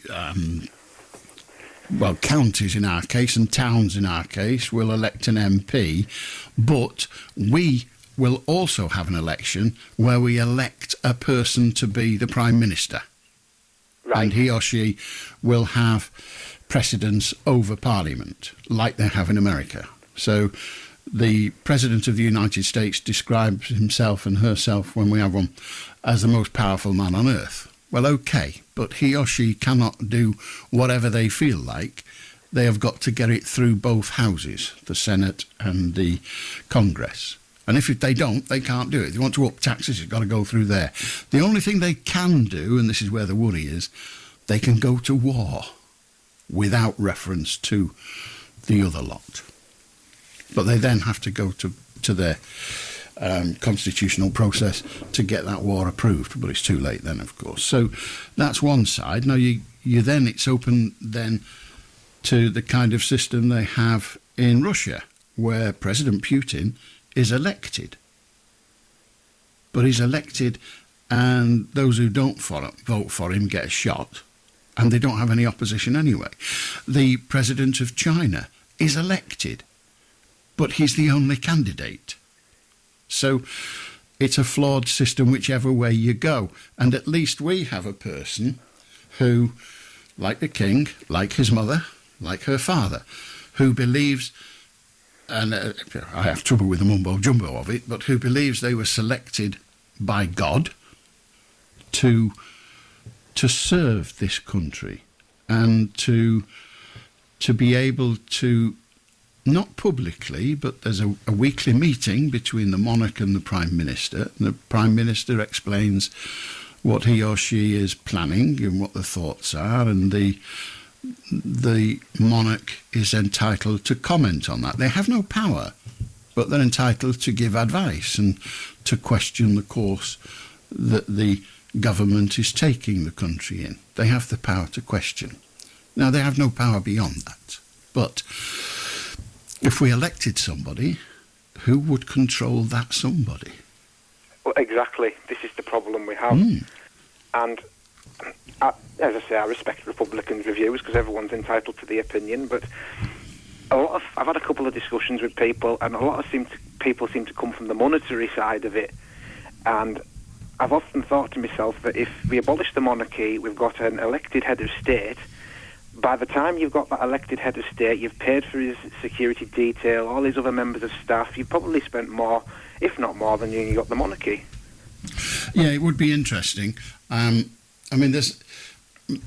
saw the President of the United States. He came to Britain a short while ago. He went to Ireland just recently, and he has a Air Force One. There's also another plane identical to it, and even he doesn't know which one he's going to be in. But whichever one he's in is called Air Force One, and the other one's there as a standby, and it's all part of the security. And then we see them driving along the street, and it's 20 cars. Yeah. And all those cars have got to be got there. So there's another plane comes beforehand with 20 bloody great cars in it and all those people. So it ain't cheap. But, the monarchy delivers a lot of things that a Republican wouldn't. And that's, all the stately homes and all that crap. That people like to go wandering round and rubbernecking. So the cost, it's not that expensive, really. But it's a lot of money, but it's not that expensive, is it? Well, one thing I what I found interesting was, obviously, I was reading the letters to my editor section in the local newspaper this morning, and a guy wrote in, and he was on about all the reasons why we should be a republic and everything, and instead of referring to Charles as Charles III, he referred to him as Charles the Last. And I thought to myself, could that be a possibility? Could he be the last monarch? Is it a possibility? As I say, it's the future. Everything's possible. I think it is most unlikely, given that he's 74 years of age. I can't see the balance of public opinion changing in the next 20 years to the state where, I'm sorry, William, but we've decided we're not going to bother with you. Yeah. Now, whether the George, I think it is, the oldest of William, will become king, that's far too far ahead for me. Yeah. That's fair enough. But I remember an interesting thought about it was Australia, a good few years ago now, it might be 20 years ago, had a vote. And the vote was, do we get rid of the monarchy or not? Now, you would think that was a fairly straightforward question, but the government, when it posed the question, fiddled it. Instead of saying, do you want to get rid of the monarchy, they said, do you want to get rid of the monarchy and have him over there, I don't know what they call their prime minister, well, let's go for that. Do you want to get rid of the monarchy and have the prime minister as president? Now, the prime minister at that moment was quite unpopular. Right. And so they said, no, we don't bloody want him. Sod it. We'll have that dizzy woman in London. We're not having him, for crying out loud. So they voted no. Had they just had an open vote, do you want to get rid of the monarchy and be a republic, they might have got a different outcome. So even that comes down to how you word the question. Imagine if somebody said, do you want to get rid of the monarchy and we'll have Liz Truss as the president? Now, who's going to vote yes? Nobody. Well, no, Liz would. Liz Truss would vote for it. But if you said you want to get rid of the monarchy and have Boris Johnson as president, that would be a different vote. I don't know whether it'd succeed, but it'd be a different vote. You could talk about it till you're blue in the face, you know. Yeah, you can. It's not an easy resolved issue at the end of the day. No, it's not. It's not. And God alone knows, we'll just have to wait and see what happens. But I think I'm going to, when I finally go to wherever my wife decides to chuck my bits when I'm dead, assuming I go first, I think we'll still have a monarch at that point. Probably, yeah. Just one more point before I go, if you don't mind. No. I've heard on a few occasions that you're a fan of the Stones. Have I got that right? Fans overstating it, but I do like the Rolling Stones, yes. What do you think's the best track out of everything they've ever done? Honky Tonk Woman. Ah, good choice. Thank you. What's yours? I don't have a favourite one, but I've got three that I like, and that's Start Me Up, 19th Nervous Breakdown, and Miss You. Yeah. I mean, that 19th Nervous Breakdown, the beat of it all just screams the 60s, really, doesn't it? Yeah, but you see, I'm not into beat in that sense. I like a cleaner beat. Right. I like clean music. Isn't that a rubbish thing to say? It's probably... Nobody knows what I mean by that. Not even me, I think. No, I get what you're saying, but thanks for your time, Alan. My pleasure. Have a good night. Clean music. It's a new genre. 0800 218 2255. How do Jacqueline? Good evening, Alan. Do you like brown sugar? It's all right, but again, it's not. It's all right. You know. It's a bit gusty, isn't it? You know, give it plenty. There's plenty going on. Yes. Yeah. There seems to be some confusion about busbies. Yeah. And now the Grenadier Guards do not wear busbies. They wear bearskins. Indeed. And I can't remember who else it was who wear the busbies, but I know the Hussars wear busbies. Yeah. But if you said to a Grenadier Guardsman about his busby, he'd go mad.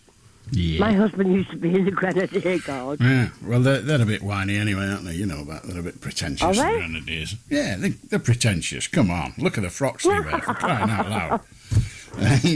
But, yeah. No. They've won loads and loads of wars, haven't they? Oh, yeah, they've earned tremendous honours, as they're called. Yeah, Incredible. that's it. Yeah. Mm. There was something else I wanted to ask you as well. Oh, can't remember now. That fella's mixed me up with the Stones and the Beatles. Because the Beatles, to me, they're a bit like the Spice Girls of pop. And the Rolling Stones are a bit more gutsy. Yeah, I mean, they give it large, they give it plenty, you know. Yeah, But I mean, the Stones, the Beatles are a bit Spice Girlish. well, the Beatles are a pop group. They made lots and lots of pop songs. They'd call themselves rock and rollers, of course they would, and they did some good rock and roll tracks. But they were, they were all about harmonies, weren't they? And the Rolling Stones, as you say, they're more rocky. Giving it large. Well, that's a Cockney expression. It's not. Is it? Not. I think so. It's not an expression I'd fall into using anyway. Giving it. No, large. I mean they just go out and because I've seen some of the concerts on the television, and they really give it plenty, you know. Yeah, they are very, very enthusiastic performers of that. There's no, particularly Jagger. God, no wonder he's so thin. He does give it plenty, doesn't he? He does. I don't know whether it's still true because he's knocking on a bit now. But he used to be an absolute. 80 now, isn't he? Yeah, I think he's 79, but that's about 80, isn't it? But he used to be a fitness fanatic and used to run 6 miles a day minimum. Good God. You know, but that's how you say, as fit as he is that late in life. Yeah. I mean, I could walk 10 miles a day, but certainly couldn't run it. No, but when you see him on stage, he must do that kind of mileage. Yeah. When he does a 2-hour concert. Stop, does he? No. Doesn't stop at all. He's really, oh God, the energy that comes out of that man is unbelievable, even at his age. Wonderful. Quite something. Very extraordinary. Well, all right, good on you. Bye bye. Bye bye. 0800 218 2255. I'll do Glenn. Hello, mate, you alright? Please, on it. Is it right that NHS workers and Northern Rail workers and all places should strike? Is it right that they should? Are you asking me? Yeah. Well,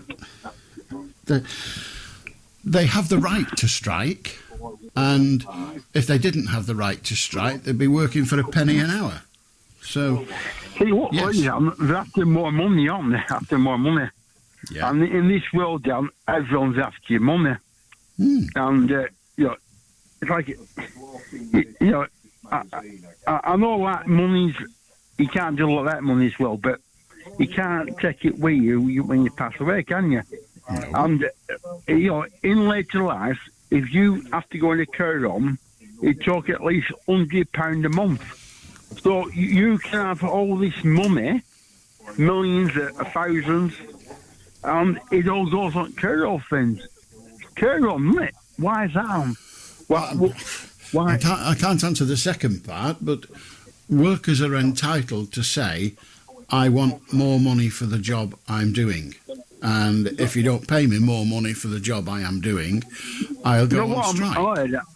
I'm all about, when you get old, if you have to go in the care home, say you own £1 million house, and you have to go to care home, they charge at least £100 a week for your care home fees. Why is that? Why is that person that's old and frail why do they take all that money off them?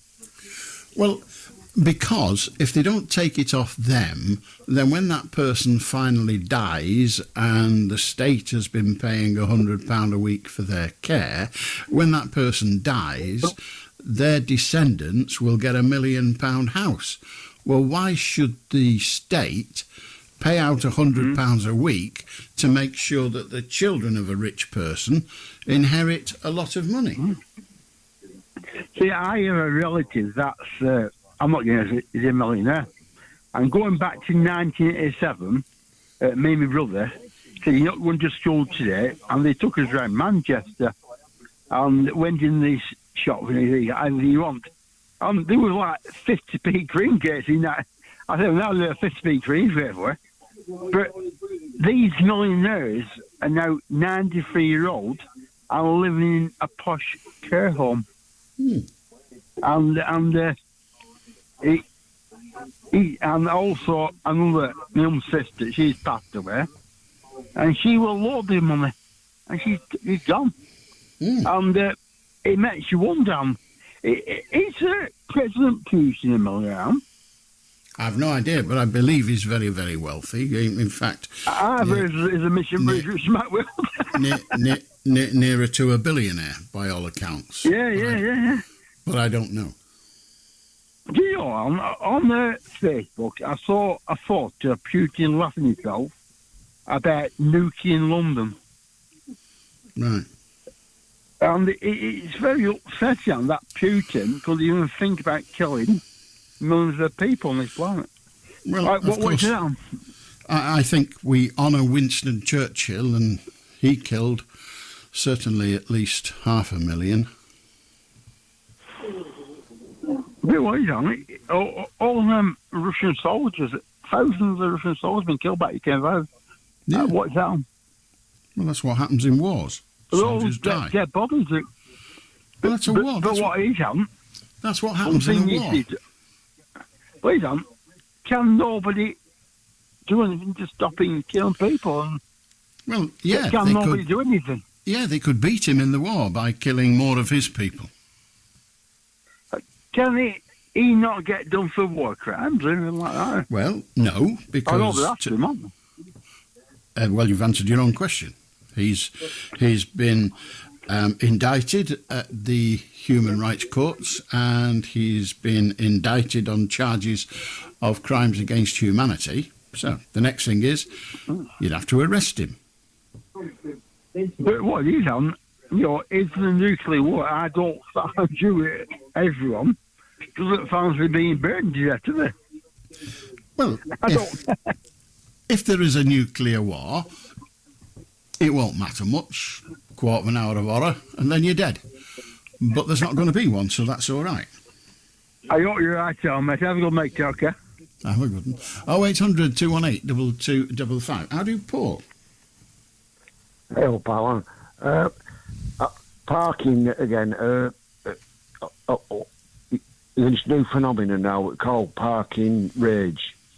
The town I live in, it's predominantly terraced houses and that, proper Lancashire town. And some of the houses now, they've got 3 cars, and it's getting ridiculous. But I read something this week somewhere, I heard it on telly. They're going to bring a law out to tackle pavement parking. And I just wondered who's going to implement it, and secondly, where will all the cars go, Yeah, it's a problem. It's a problem. Yeah. And just to add to it, now, this weekend I've seen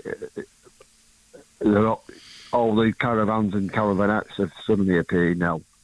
And this is adding to the problem, isn't it? Because I think they're going to more like storage in winter. You see them now on hills, don't you? People, farmyards and stuff like that. These caravans. Farmers let them park them on their land, and then when the summer comes, they want them available for their day trips. So they get them out of storage, and then they're parked on the street, which causes all sorts of problems. But have we got any rights? Because I've got a neighbour, it's about three or four down, and they've recently got their caravan out, and they've put it on half the garden and half the path. But I think it's about a 4-berth or something like that. And it just looks unsightly, and it weighs a bit, you know what I mean? Now, why didn't they just get it out on the day they use it? Well, I can't answer that. You said, have you got any rights? They're very limited. One has to wonder what crime they would be committing. Best I can think of is causing an obstruction. Right. Is it criminal or is it civil law now, though? Well, if it's causing an obstruction, that is a criminal matter. It's not a civil matter in the normal sense. But it's not, you're not going to go to jail for it. We might get fined if they're breaking the law. They're not likely to respond to the police if you phone them, given that they don't tackle much crime anyway nowadays, do they, Well, they tackle a lot of crime, but that's all they do, tackle crime, really. But they selective one, yeah. Well, it's always selective. They've never been involved in dealing with every crime that's ever happened, so it's always selective. And they, you hear stories, don't you, about there's been a murder and the police have got 120 detectives working on it. 120? Bloody hellfire. I just want one to come round and check for fingerprints when the burglar came in. It's that kind of thing. So they 120, though. They bloody turn up with a caravan and all, don't they, though? That is true. And if it's a long inquiry, there's another one with a bloody coffee shop in it. Home services follow it, don't they? But I don't think they're going to bring a police caravan to your street to have a caravan. Just like quick one before I go today. I listened to football on radio, 5 Live. Aye. Liverpool were playing a team from London, and they put the what's it called, the anthem, the national anthem on, and they were booing it. Yeah. They were all booing it, and I wondered why that was, that, Alan. I don't know. A lack of respect for the monarchy. Pure, unadulterated mischief. Yeah. I mean... Right. Silly, isn't it, really, that? It doesn't have anything to do with football, but... One of the things I've always thought is that often these organisations, governments and the like, they make themselves a hostage to fortune by requiring someone to do something. Then when they do it, what's going to happen? I'll tell you what's going to happen. It's like... Yeah. It's like gravestones, I won't be having one, but if I wouldn't put a gravestone on the grave of someone I liked that died, because you invest in that emotionally, so that if some horrible person comes along and damages it, you get hurt. The person in the grave is. They're dead. You get hurt. So why have the gravestone? It's not as if, why do we want to tell some passing person who's going to see their relative's grave, they're in Aries Mabel and she died in 1994? Who gives a stuff? Yeah. Everyone that liked Mabel knows when she died. So the gravestone, for me, heartless swine that I am, is just a hostage to fortune. You're just waiting for somebody to come along.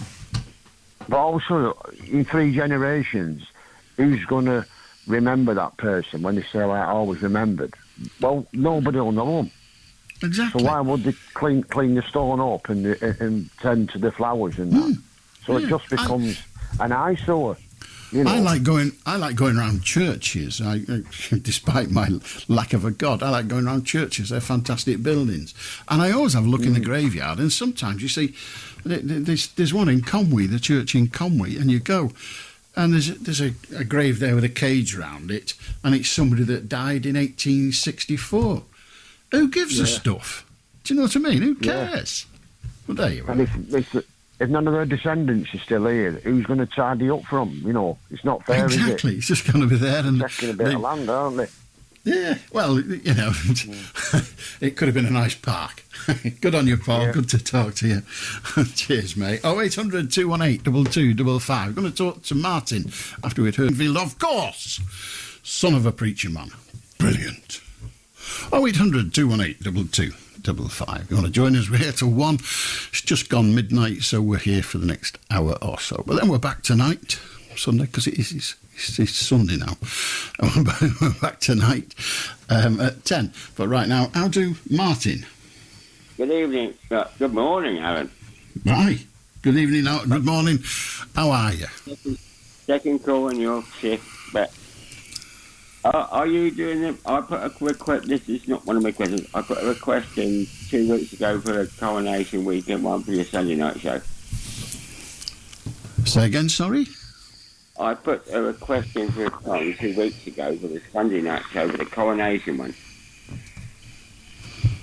I don't know what you mean. There will be a Sunday night show in that I will be on tonight. That's what I mean.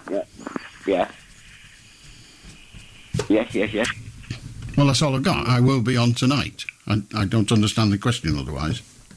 It's not you asking for coronation songs that requests with words with king in the song. Oh, I see. A little while ago, yeah, I think I was. Yeah. Yeah. So you are doing the show this evening now. It's now today, yeah? You are doing it tonight. I wasn't thinking of doing, but if you want to tell me one, I'm more than happy for you to do so. I put one in, but I don't know how far we've got in the process. I'll leave it like that, Alan. I'll leave it like that one, Alan. I did put a question as the way you requested me, people to do it. But if it's not on the list, if you... Yeah. I'm confused. I don't think I've ever suggested that people should tell me about song titles with King in, and then I would play them. No. We don't do that. I thought you said for a request show for the coronation weekend, which is this weekend, maybe 2 weeks ago, put request in with a song name. If I've got it wrong, I've got it wrong. Right, you may well have mixed me up with somebody else. I don't know who, but we don't do music requests on this programme. Are you Allan Beswick? I am indeed. Well, that's one I've got here. I've written it down. I've got it written down. I can't cope. I can't accommodate what you've written down. I can only accommodate with who I am, and I am the presenter. We don't do requests on this programme. Not this show. I mean the one this evening, 10 o'clock till midnight. 10 o'clock till midnight tonight. We'll be doing the same old thing that we do, and that is inviting people to talk. All right, I'll get to my question. When's the request show? We don't have... I have no knowledge of what happens on other radio stations. I've not that much knowledge on what happens to the three that I work on, other than to say I don't do a request show. I don't do one. It's definitely Radio Lancashire I'm on about. I'm not on about any other radio station. Well, it may well be Radio Lancashire, and it may be one of my colleagues on Radio Lancashire that's inviting requests of the nature you describe, but I'm not aware of it. It's not yourself. Sorry for saying that. No, it's okay, don't worry. No, you don't have to apologise. It's just, it's not me. Not me, Gov. It's not me. I know, it's not me, Gov. I didn't do it. Exactly. Don't bother me. I had nothing to do with me. I didn't do it. Yeah, that's a Mick Miller joke, isn't it? Indeed, that's going back a bit. Well, yeah, but he's still alive. Yeah. I wanted to see him 3 years ago, but I was going to Switzerland to my brother's. This is not my question. I wanted to see him, but it was in Lancashire. I wanted to see him. He was at Barn. No, he wasn't at Arnold. But he was. I wanted to see him. It was a 3-day festival, and Mick Miller was there. Right. I could say the joke, but it's got some swear words in it. No, yeah, so it's probably best not then. No, it hasn't got any swear words. He was on a plane. The toilet is one person at one end. Yeah, there's a toilet at one end in front and one at the back. Yeah. Every time there's a queue, when you come out and he says, I didn't do that, he's pointing. And everyone comes out and pointing at him because there's a queue. Didn't flush the toilet. All they right. swear it. Right, okay. I didn't go, he said. No. Look it up on YouTube, it's good. Mick Miller at the club, Jethro's Club, in down southwest. Jethro's no longer with us. He died 2 years ago. Right, okay. Yeah, well, on May the 20th, which is Saturday, according to what I'm looking at here, Mick Miller is on at the Liverpool Philharmonic Hall, the very best of Laughter House, and the fellow comedians are Kiri Pritchard McLean, Emmanuel Sonubi, I think it's pronounced, and David O'Doherty, and Clinton Baptiste, and Mick Miller. So there you are. The only one I've heard of there, sorry, Alan, was Mick Miller. Right, well, I'm sure the others are disappointed at that, but there you are. I've heard of David O'Doherty and also Kiri Pritchard McLean. She's from Anglesey, if I remember correctly. The Wales, yeah. I'm not trying to knock the other ones down in flames. No, the it's only one I all right. heard was Mick. But I was away. I was going on holiday. I was trying to think of where the damn it was. It was a full-day festival, and I was going on holiday to my brother. So I wanted a ticket. I wanted to go, but I wasn't going to be it. And that's how I thought that's the only place I sing. So I just like watching him. I just like it. It was in the comedian thing, wasn't he? Years ago. He may well have been. It was. It was. It's pretty well, isn't it? Well, I didn't get my chance to see him, and I'm not near Liverpool, Alan, I'm afraid, so... Can I do some questions for you, sir? By all means. I thought you might have cut me off then. Right. You had a question, the gentleman, about 4 calls ago, about the president, of the way the monarchy's run, yeah? Mm-hmm. These are big, quick ones. The way the monarchy was run, right, we've got a king, queen, well, we've got a king, was going to be queen consort, but then she, in the last 3 weeks, she's going to be called queen, yeah, well, that's that one out of the window. But you're saying that they're very political, meant to be. We've got the House of Lords, House of Commons.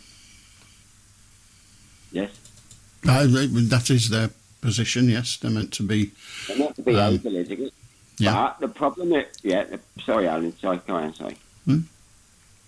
Right, but the problem with that is, what happens when it goes to the House of Commons, then it goes to the House of Lords, and if the House of Lords don't agree, it gets chucked back to the House of Commons, and they do it all again. And the only person that can sign off a law is the King or Queen. Well, they are indeed. The monarch is the only person that can give royal assent to legislation, but the monarch has no choice in that. They have done, they have not. Do you remember when the last time it wasn't signed? You tell me. 1663. Right. Well, I think the way the monarchy, I think the way the monarchy operates this 400 years later is marginally different. Yeah, they sign everything. Because they have to. They don't have to. Well, let us say if they do not, they would cause a revolution. I don't mean there'd be war in the streets, but there would be a revolution, and they would be told, if you're not going to do as you're told, we're not going to have you. And the Parliament would say, finished, you're gone. Thank you, goodbye.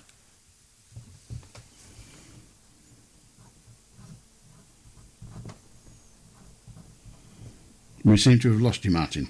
A bit like we would with the monarch if they didn't give royal assent to Parliament's legislation. The monarchy exists purely on the idea that they are supreme to Parliament, when in truth they are at the beck and call of Parliament. We lost you for a while there, Martin. Yes, I believe you're back. Well, we lost you for a while. So if they didn't give... I can hear you, Alan, all the time. Well, if they didn't give royal assent, then they would cease to exist as a monarch, or as a practicing monarch. The monarchy would be do away with. Parliament would say, right, we're not bothering with royal assent anymore, so thank you, sling your hook. You're right. Another one about that one, to do with that bit, not the rule bits, but how come they're always the head of church, Catholic Church? Well, they're not the head of the Catholic Church in Roman Catholic, they are the head of the Church of England. Which I am, yeah. And that is because when Henry VIII broke away from Catholicism, he made himself, I forgot the right title, but he made himself the head of the church. Understand, yeah, I understand. And that position has continued to this day. Stayed in place, yeah. How could you explain this one? This is my situation not with what you've just said, I totally agree with what you said. But I went to I'm CME, as I've said to you, and I went to a Catholic school. How does that work out? A fee-paying school. Well, your parents, or whoever paid the fees, would be happy for you to go to that school, and the school would be happy for you to be taught there and to take the money.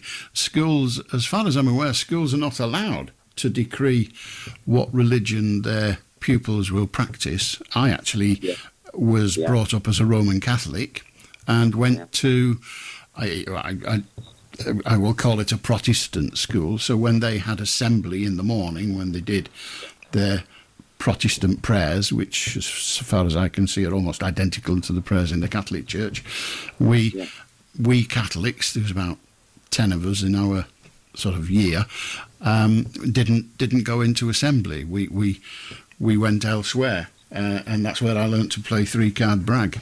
So, we all got something from it. Yeah. And crib. Well, I didn't learn to play crib there, but that was where I learnt to play three-card brag, taught by a teacher, because you've got to do something in the time. Were the teachers lay teachers, the ones, or were they part of their religion? None of the teachers were religious. Were ministers of any kind. They were all just civilians. It was a civilian school. It wasn't a church school. It was a secondary school, as it happened. It wasn't a church school.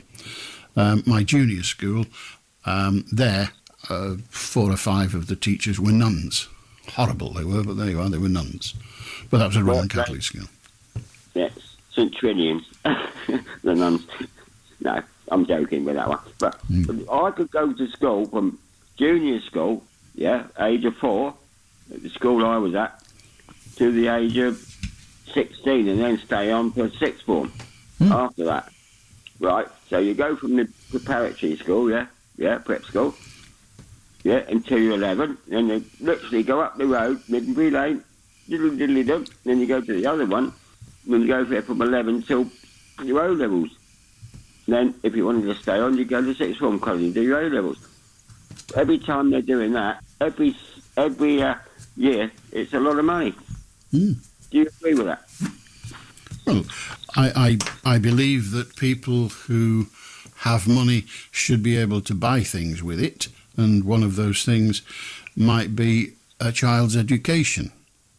But what I don't agree with is those schools being treated as charities, as businesses, and they should pay the same taxes as every other business. But the fact that people who are wealthy wish to pay for a different education for their children is difficult to argue against without sounding communist. You're being very diplomatic. Well, I'm not being diplomatic. I don't think the state has or ought to have the right to tell people what they will spend their money on. The state has the right to take money off everybody and spend it how the state thinks, and I think the state should provide an education for all children, which it does. I wish it was better funded, but I wish it does. My way of arguing against Eton and Harrow and all the rest of it is by making it pointless for parents to spend £30,000 a term sending their child to Eton, because the comprehensive down the road is just as good and just as well equipped. But of course, that's never going to happen. So the best way to stop people buying better things is to make it not worth their while. The reason people go to private medicine is because they believe it is not better, but quicker than the NHS. Well, the way around that is to make it so that the NHS continues to be better than private and is quicker. You're not on a waiting list. totally understand that. With the school bit again, Alan, whilst I'm with that school bit again, I agree with the medical bit you said. I totally agree with that. But they're charging. I didn't choose to go to the school. My parents chose me and my brother to go. We both went to the same school, isn't it? A year older than me. We both went to the same school, right? 330 quid a term. It's a lot of money. It was 4 times in a year. But that's up to your parents. They're entitled to spend their money how they choose. Yeah, right. I'm just telling you the facts on that one, but the other bit was the religious bit about it. I was Church of England. I went to a Catholic school. It's run by the Jean de Lamennais Order of Brothers. Well, that's fine. They were prepared to take your money. Why wouldn't they be? You're just another customer. So they couldn't care whether I'm Catholic or Church of England. Well, they certainly didn't appear to, else they wouldn't have taken the money. And there were lay churches there as well that weren't anything to do with any religion. Another question, Alan, what I was going to say was the parking. The gentleman asked about parking. Very quick one, this one. Parking on the pavement. Access not available. In my area, it's small half pavement, park cars, but there's no parking for where they live. So they park on the pavement's half the size. And they park the colour, so I can't get past it. I'm an able person. But what am I going to do? Walk in the road? Well, that's the problem, isn't it? And that kind of parking is, first of all, bloody ignorant of the stupid, selfish prig that does it. But it's also probably an offence in that they're causing an obstruction. There's no actual legislation that prevents a person from parking his or her motor vehicle on the footpath. But if they obstruct it in such a way that you can't get by in the normal palaver of business, then they may well be accused of parking dangerously, putting other people's lives, or causing an obstruction. Well, there's a car park opposite where they live, but they want to park their car right outside their front door, yeah? And the pavement is only half-size pavement depth, if you know, width. So they want to park it there. Well, there's a car park opposite. It's a free car park. Why don't they park it there and not block the pavement? Well, you'd have to ask them rather than me.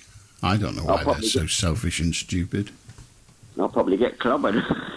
Well, there is that, yes. But, I mean, there's no accounting for the stupidity of the human race. Right, I have another one, grave one, about the graveyard. If it's, I know, please. Go on, be quick. Yeah, I will be quick. Graveyard, as far as I understand, if you only have, if I've got this correct, your grave is only valid for 30 years. I don't think you have got that correct, but I wouldn't swear to it. But right. I know people who, well, when my mother died, to my utter it's 28 years ago. When my mother died, I didn't know this, but she knew where my brother of 70 years ago, who died, and she was buried in his grave. So that grave was certainly available to her. So they didn't dig him up and move him somewhere else after 30 years. So I suspect the statement you made is not quite correct, but I could be wrong. Good to hear from you, Martin. How did Ted? All right, Alan, kid. Just to say, artificial intelligence, Alan. I'd settle for any, but go on. Well, we're making artificial intelligence more brainy than humans. Why is that? Well, I don't think we are, as it happens. How do Gary? Hi, can you hear me? Yes, thank you. Hi. So I want to talk. Hi, Alan. Thank you. I want to talk about the power of the monarchy and in the world at the moment. So there's something called the royal prerogative. There is. Which can overrule Parliament, and the monarch can act above Parliament and his or her wishes. In this case, King Charles. But did you know in the 1970s, I can't remember the year now, but back in the 1970s, the old Queen, God bless her, she actually sacked and dismissed the Prime Minister of Australia. She did. he did. So is that right? Should the monarch be allowed to do that? Remove a constitutional elected head of government? Well, I don't know the law in Australia, so I can't answer. Well, based on so the big dominions, which is at that time was Australia, Canada, New Zealand, and South Africa, I guess, at that time. So they're based on the Westminster system of government. But, well, thank you for telling me that, but I still don't know. Okay, but what happened was in Australia at that time, I don't know the specifics of actually. Maybe one of your listeners might be able to enlighten us. But there was a prime minister, the elected prime minister of Australia, was unable to pass the bill through the Australian Parliament for whatever reason, and the then Queen, God bless her, was advised by the Privy Council to dismiss the elected prime minister of a nation, and that's not right. That's surely. When you say it's not right, you mean that shouldn't be the case? Yeah, of course not. Well, no, I don't know what you meant by that's not right. You could have been saying that's not right and it's not accurate. So okay, well, it's why should that power be bestowed upon one person to make that judgment? Well, to remove an elected head of state. Somebody has to make. Surely that should be made by the Australian people, not somebody 10,000 miles away in a palace in London. Okay, well, you made your statement. You asked me a question, I started to answer. You went into some other. Okay, well. No, it's all right. I don't need to answer. You have your answer. You're comfortable with it. Oh, okay, fine. I was expecting your viewpoint. Well, I was expressing it when you started to speak again. Okay, well, go ahead, then. What was the question? I've forgotten. It was so long ago. Okay, so why should a hereditary monarch have the power to remove an elected head of state? Because if the elected head sorry, of I said that wrong. Have a good night. Have a good night. 0800 218 2255. I'm not going to spend all my time waiting for you to shut up. If you wish to join us, you can. Pick up your phone, have your say. It's dead easy. The royal prerogative is an interesting bit of jiggery-pokery, if you like. It comes from common law. And it's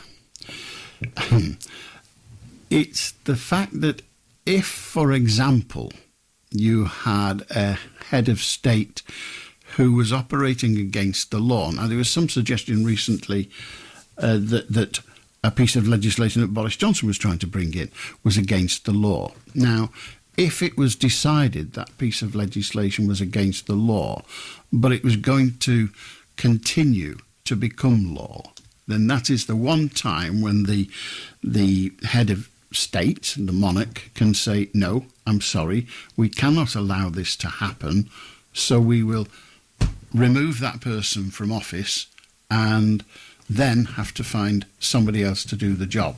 Now, the monarch doesn't do it on their own, of course, and it is only where there isn't any opposition to that procedure. I mean, I'm not a constitutional lawyer or any other kind of lawyer, but it's part of the common law, and it is dangerous for a monarch to use it. Crown prerogative, I'm just reading this now.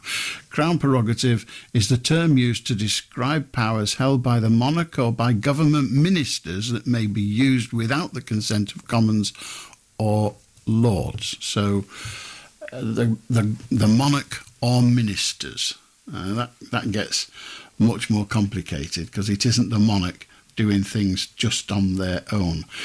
Can the Queen take power back from Parliament? The monarch can dissolve Parliament and appoint a Prime Minister to their liking, which has been done.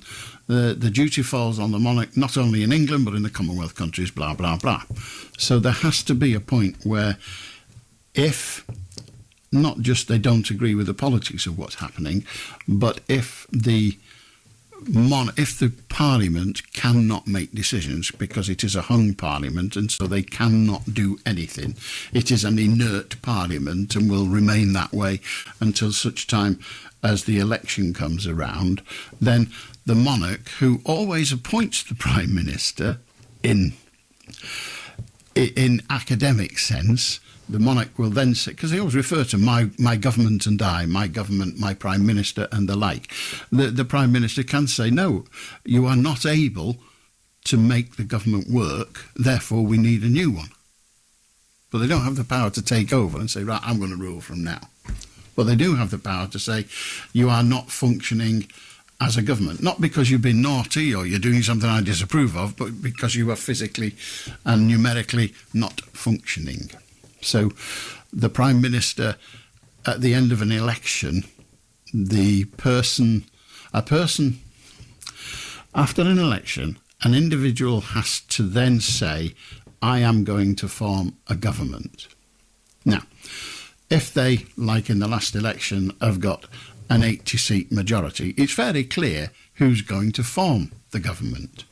But if there isn't such a position, let us just assume that at the next election it's a three-way tie between Labour, Liberal Democrat and Conservative. Which one becomes Prime Minister? There's no way of knowing that. So all sorts of horse trading and negotiation goes on, and eventually they can't decide. That's when it falls, that's one way where it falls to the royal prerogative. Someone will be invited to form a government, and the monarch will invite someone to form a government, and that person will go away and try to. And if they can't, someone else will get a go. It's a right palaver. But you have to have some kind of system, but that doesn't give them any power. They couldn't just tomorrow think, do you know what? I don't think Rishi Sunak's doing a good job, sack him. That's not royal prerogative. It's not within the powers of royal prerogative. And the situation in Australia was not unique, but certainly one that required a degree of attention. 0800 218 2255. If you wish to join us, you can. Pick up your phone, have your say. You'll never guess. You really won't guess what's on the front of the Sunday papers tomorrow. I mean, I've just looked at a quick shufty of them, and quite frankly, I'm stunned by the story that's on the front page. And even the pictures. You wouldn't guess it in a million years. How do Arnold? How do Alan? Front page tomorrow. What did you say it was? I didn't say what it was. Yeah, you read the front page yet? Or proper? I've not read them proper, but I've certainly looked at them, yes. Did you say some controversial news come out? I don't think... What I mean is, you know the Daily Star? The Daily Star? I'm aware of it, yeah. Well, maybe 2 years ago, I was reading it on the front page. I come across this, I thought they weren't allowed to publish it. He mentioned, sorry to have got you on, but he mentioned Bryce Dumming. You know what that is? Bryce, it's a journalism term. I didn't know they were allowed to mention that in the newspaper. I've no idea. Yeah. So I hope you have a good day tomorrow, Alan. Right. Thank you. What illnesses do you get, Alan? Do you get any? What does that mean, thrombosis? Is that a bad illness? Thrombosis? Yeah, I mean, it's more of a symptom than an illness, but yes, it's not good. Yeah, headaches about that. The headaches and migraines. Toothache's not good, is it? I don't know. My mum said to me, Mrs. Pregnancy's not an illness, Sharon. Pregnancy's not an illness, Alan. Sorry? My mum said to her, my ex-missus told his mum, my daughter's mum, my mum said to her, pregnancy is not an illness. Right. Yeah. So I was saying, would you class child illness, like? What's the chances you know whether you get rubella? What's rubella on? Isn't that what we call mumps? Can't remember, or is it scarlet fever? I can't remember. Yeah. German measles. That was it. Yeah, German chickenpox. Yeah. Yeah. Where are you now? In your studio, Alan? Studio. I'm at home. Yeah. Home comforts. Yeah. Dark out now, isn't it? It's dark. Yeah, it happens at night. Yeah. No trains or buses run till tomorrow, is there? No trains or buses.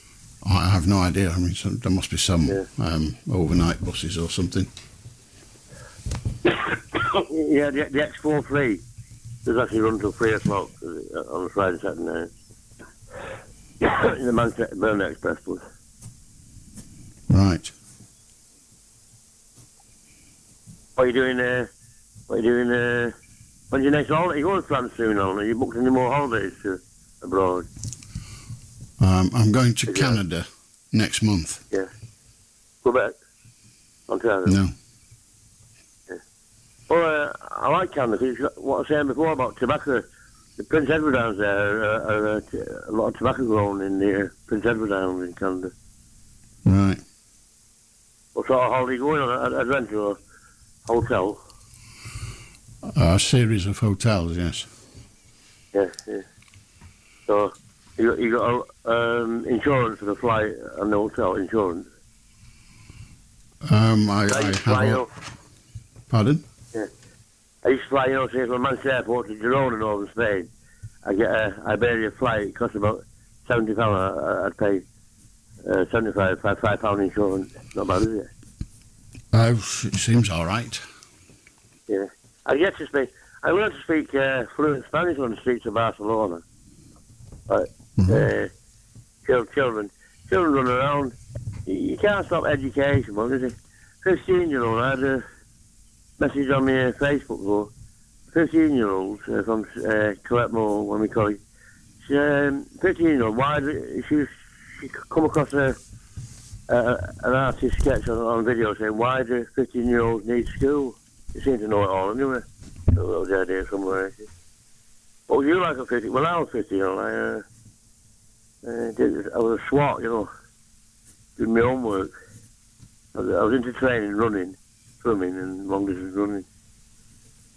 My brother Wayne did boxing. My sister Danny, they went on to the hairdressing at Rochdale. I did bricklaying at Rochdale, and flagging and a degree on Oxford Road Manchester Polytechnic. But didn't finish. Yeah. Fair enough.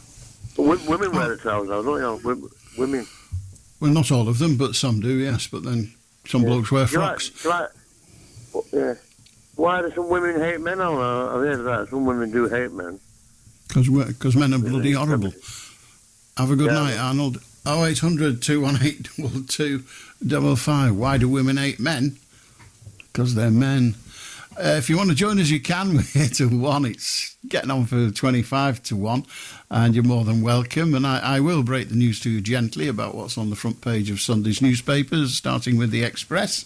It's a photograph of a bloke in a funny hat, waving his arm, and a headline, Happy and Glorious. The Daily Star on Sunday, Historic Souvenir Edition, and King Chaz 111, looks like a set of wickets, and he's sat there with his orb and his awl in his hand.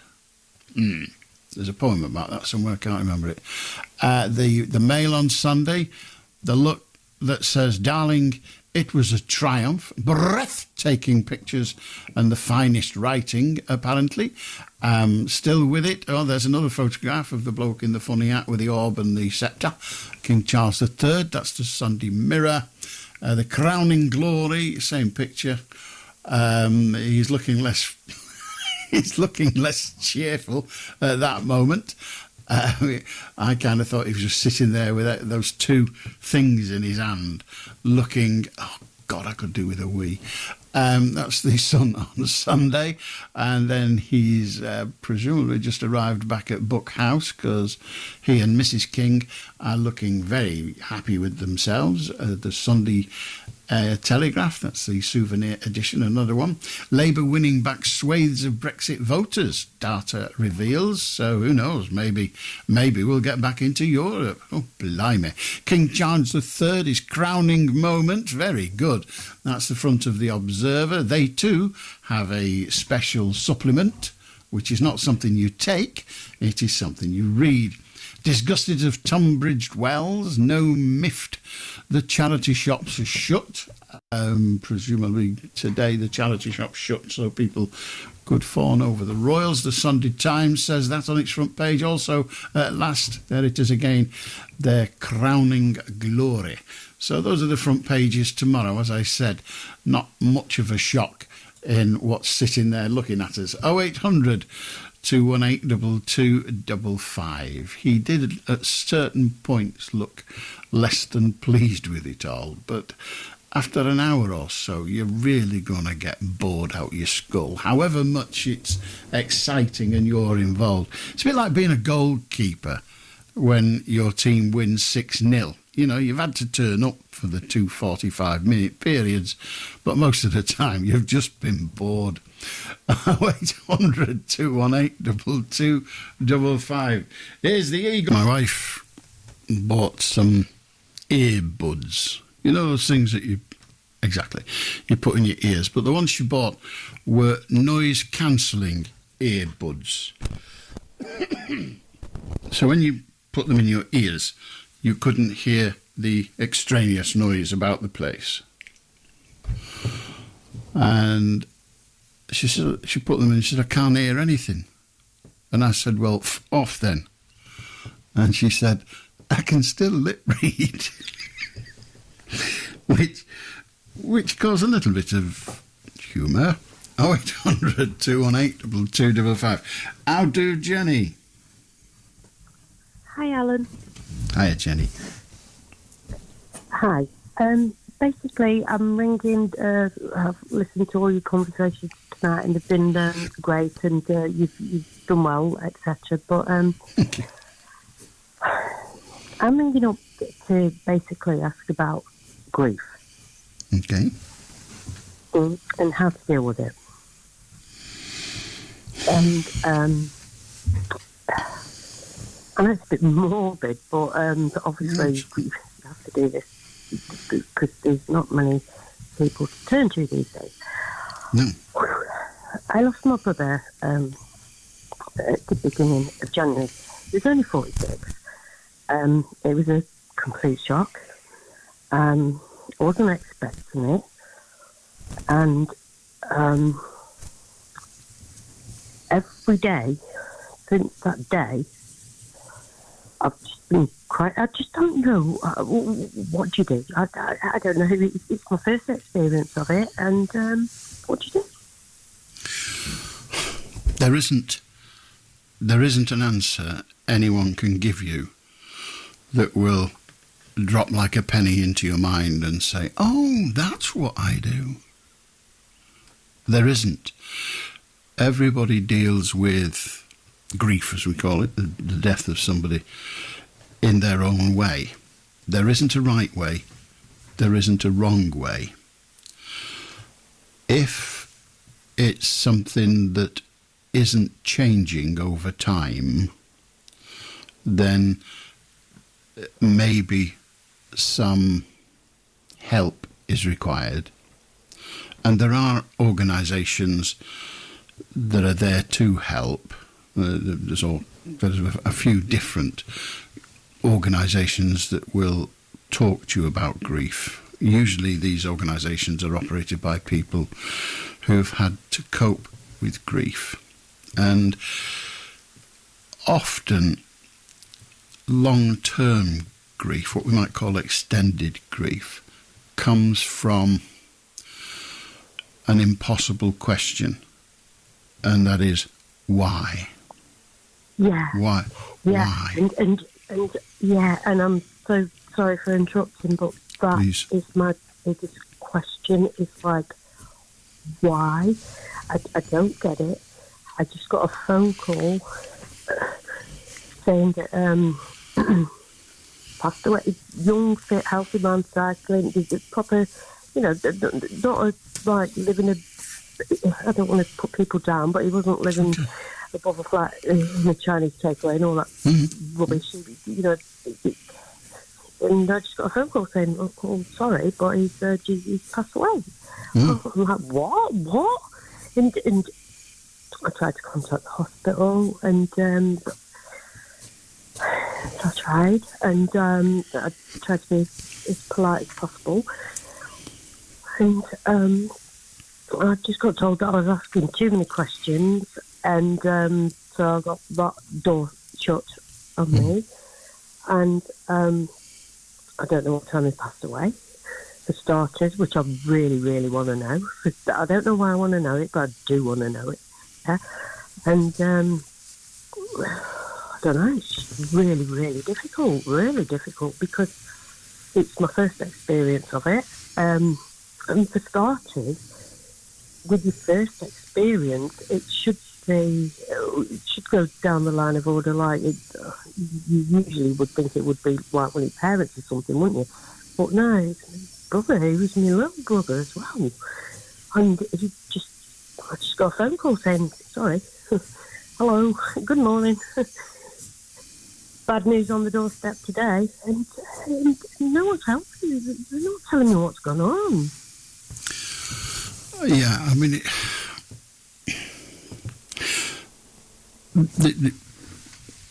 the hardest bit always is that question why. There isn't an answer. And questions that can't be answered, if we let them eat away at us, there isn't an answer. The question about when, what time, if it was an unexpected death, there will have been almost certainly an inquest, if there hasn't been already. And the inquest would carry that information. Because a time of death is usually recorded.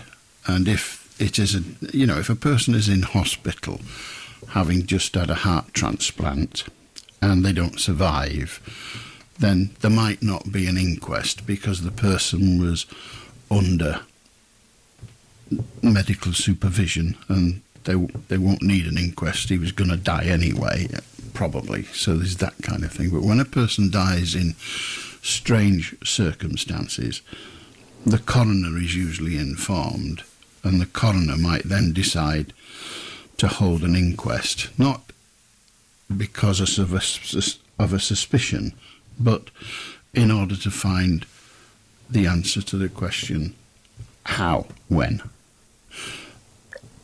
But and the that's answer to exactly why I've contacted you, because, I am really, I wouldn't just say dissatisfied, I'm mortified, because obviously I had to register the death. You have to go and sit in front of that man, what's called that man in front of the table, what's called the registrar. You have to do all that stuff, etc. So I've got this certificate, and it's got like weird things written on it. It doesn't make sense. For one, have you ever heard of this in your life? Eczema. Who dies of eczema? I suppose people can die of eczema, I don't know. Ooh, it's not making sense to me. And then when I try and contact people, I contacted the sister that looked after him in his final hours. She was very, very nice to me, but once I started, all I asked was like, okay, so it was put on antibiotics. Can you give me the name of the brand, please? Okay, I can give you the name. Okay, and then we moved to, because we're moving down a 7-day line. And then, 4 days down the line, and then we've moved him on to a different brand. Well, can you give me the name of that brand, please? And I just got shut down, like, well, you're a bit nosy, aren't you? I mean, like, what? What's going on? And then she said, would you like a face-to-face meeting? And I said, and I was so excited. Not excited as my, I just written it in my diary. I was like, hey, just give me a face-to-face meeting. Yeah, so I wrote it down, I've got a face-to-face meeting. And she promised me, and then so I put the phone down, and then she rang back and said, and then I got a voicemail back, due to your bad attitude, we're not prepared to give you a face-to-face meeting. Contact PALS Pals or something like that. And so basically just shutting me down. Just want to know what happened. But did he die in hospital? Yes, he did, yeah. Right. Was he being treated in hospital at the time of his death? By that I mean, had he been admitted to hospital and then he died, or was he taken to hospital in an emergency and then he died? From what I can gather, and this is just basically me gathering information, he got taken in by ambulance on the 31st of December, and that's all I've been informed. So obviously he was complimentous to ring an ambulance. I don't feel very well, etc. Ambulance comes up, picks him up and taken him to hospital. And that's all I've been told. Okay. You said the death certificate had the word eczema on it, but you also said there were lots of other words, because you rightly say that people don't die of eczema. But the eczema, if not controlled, and in its extreme case, can lead to other conditions. So, for example, and I'm not saying this is the case, but for example, the death certificate could say eczema. It could also say in the same sentence heart condition or whatever. So eczema can, in its extreme cases, bring on other conditions. So you don't die of eczema, you die of the other condition. But the eczema might get a mention. So without reading it and without being a medical person, there's nowhere to go.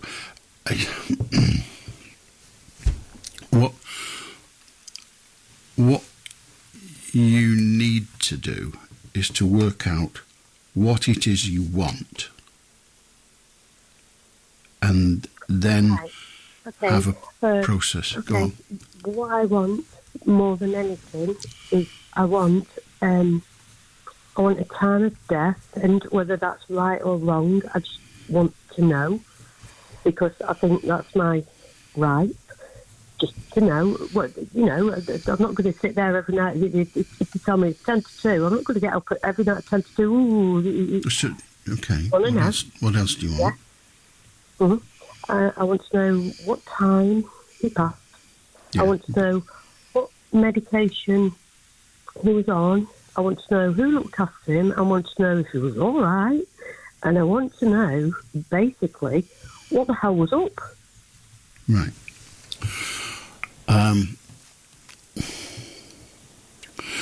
It's never easy to get information of that type from a hospital. Never easy. You said they referred you to PALS. Yeah. What did PALS say?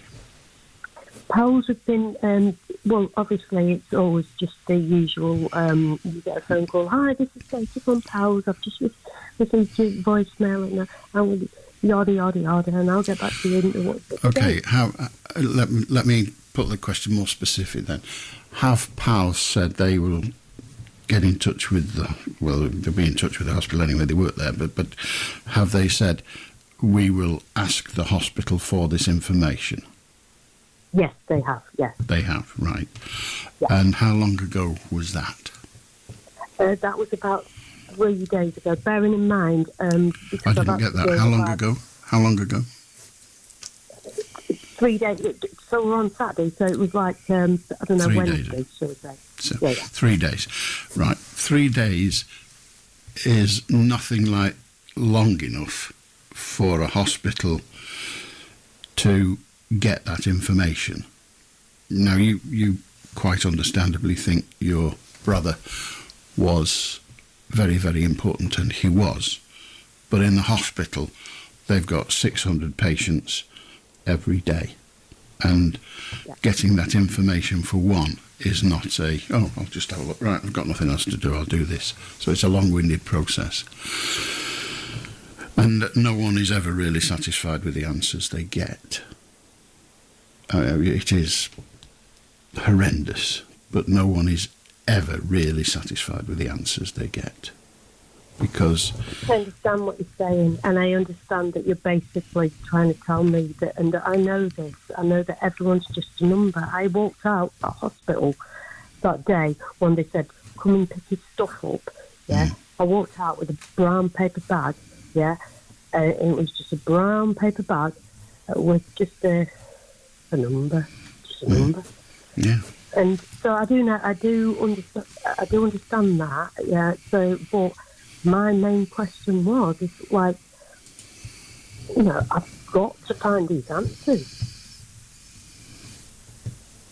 I need to. Okay. I'm not attempting to dissuade you from that objective, but why? Why what? Why do you want to find those answers? Because I think if I found out the time of death, I could, it sounds a bit weird, but I could, the clocks have all stopped at 5:45 for some reason. So I'm thinking it might be and they have. Yeah, I know it's because I haven't put batteries in, and I'm not, please don't think that I'm some kind of lunatic. I'm not thinking you're a lunatic. I tell you, everybody who's lost someone goes through a process that makes even them sometimes think they're a lunatic. It is an odd experience for all of us when it happens. It's just, the reason I ask why do you want to know, and we're going to run out of time very shortly, and I apologise for that, but the reason I ask why do you want to know is because the kinds of questions you're asking are the kinds of questions that a person would ask if they thought there was something untoward.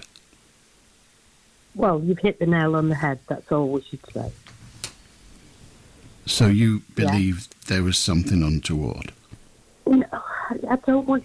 The thing is, you can't go in making accusations because you've lost before you start. Well, it's not an accusation, but you're only talking to me now, you're not talking to the hospital. But as I say, the questions you want the answers to are certainly on the first page of a letter from a lawyer to the hospital on your behalf. Those are the kind of details they want, and the hospitals close ranks as soon as people ask questions that could be the start of an action. Yeah. Now. And I'm going to have to admit it. Yeah, I do think. Okay, you can ring us back any Saturday or Sunday night. We'll be here because we're going to run out of time now. The programme's going to end. But first of all, ask yourself what you want these answers for. If you want them just out of curiosity, there's nothing wrong with that. If the pals don't get you the answers with what you're comfortable with as a reasonable time, let's say a couple of weeks, and you press, ask pals again, what is the delay? And they'll tell you we've written or whatever. If you're still not satisfied, your next course of action is to write yourself, if you wish, to the chief person at the hospital, the senior person, senior administrator, and ask those questions. And if you don't get answers that you're satisfied with, talk to a lawyer. But the lawyer will only be interested if it's a case that has some chance of being pursued. So he or she may say, well, I'll write a letter and we'll see what that letter says, and you'll have to pay me to write the letter. But remember... What do you mean by that, though? I mean, what I know you've got to go, I understand that, so don't get me wrong, but what do you actually mean by that? Like, what is classed as a case? Everything. If you... if at the end of the PALS thing you still don't have the answers you want and you still want them, if you get a lawyer to ask for those, then the hospital are more likely at that stage to consider replying to the lawyer. But the lawyer will want paying for you by you to ask those questions. I've got 5 seconds. If you want to ring me tomorrow night, please do. Well, it's tonight, isn't it? After 10. Please do. I'm sorry to cut you off in the circumstances, but if you wish, I'll talk to you later tonight. I've been Beswick. Good night. With the BBC News at 1 o'clock, this is Jason Kay. King Charles and Queen Camilla have been crowned in an historic day of pageantry at Westminster Abbey. It was the first coronation service since Queen Elizabeth's in 1953. More than 2,000 people, including heads of state, faith leaders and celebrities, watched a deeply religious service. The BBC presenter Jay Blades hosted an episode of The Repair Shop with the King shortly before he ascended to the throne. He was among the congregation. It is unbelievably special. And to see the people that are here as well. I'm amongst royalty and the greats of TV. Like, really? Little old me from Hackney. God blimey. The Metropolitan Police mounted their biggest ever security operation with about 11,000 officers on the streets as thousands of people packed the Mall despite heavy rain.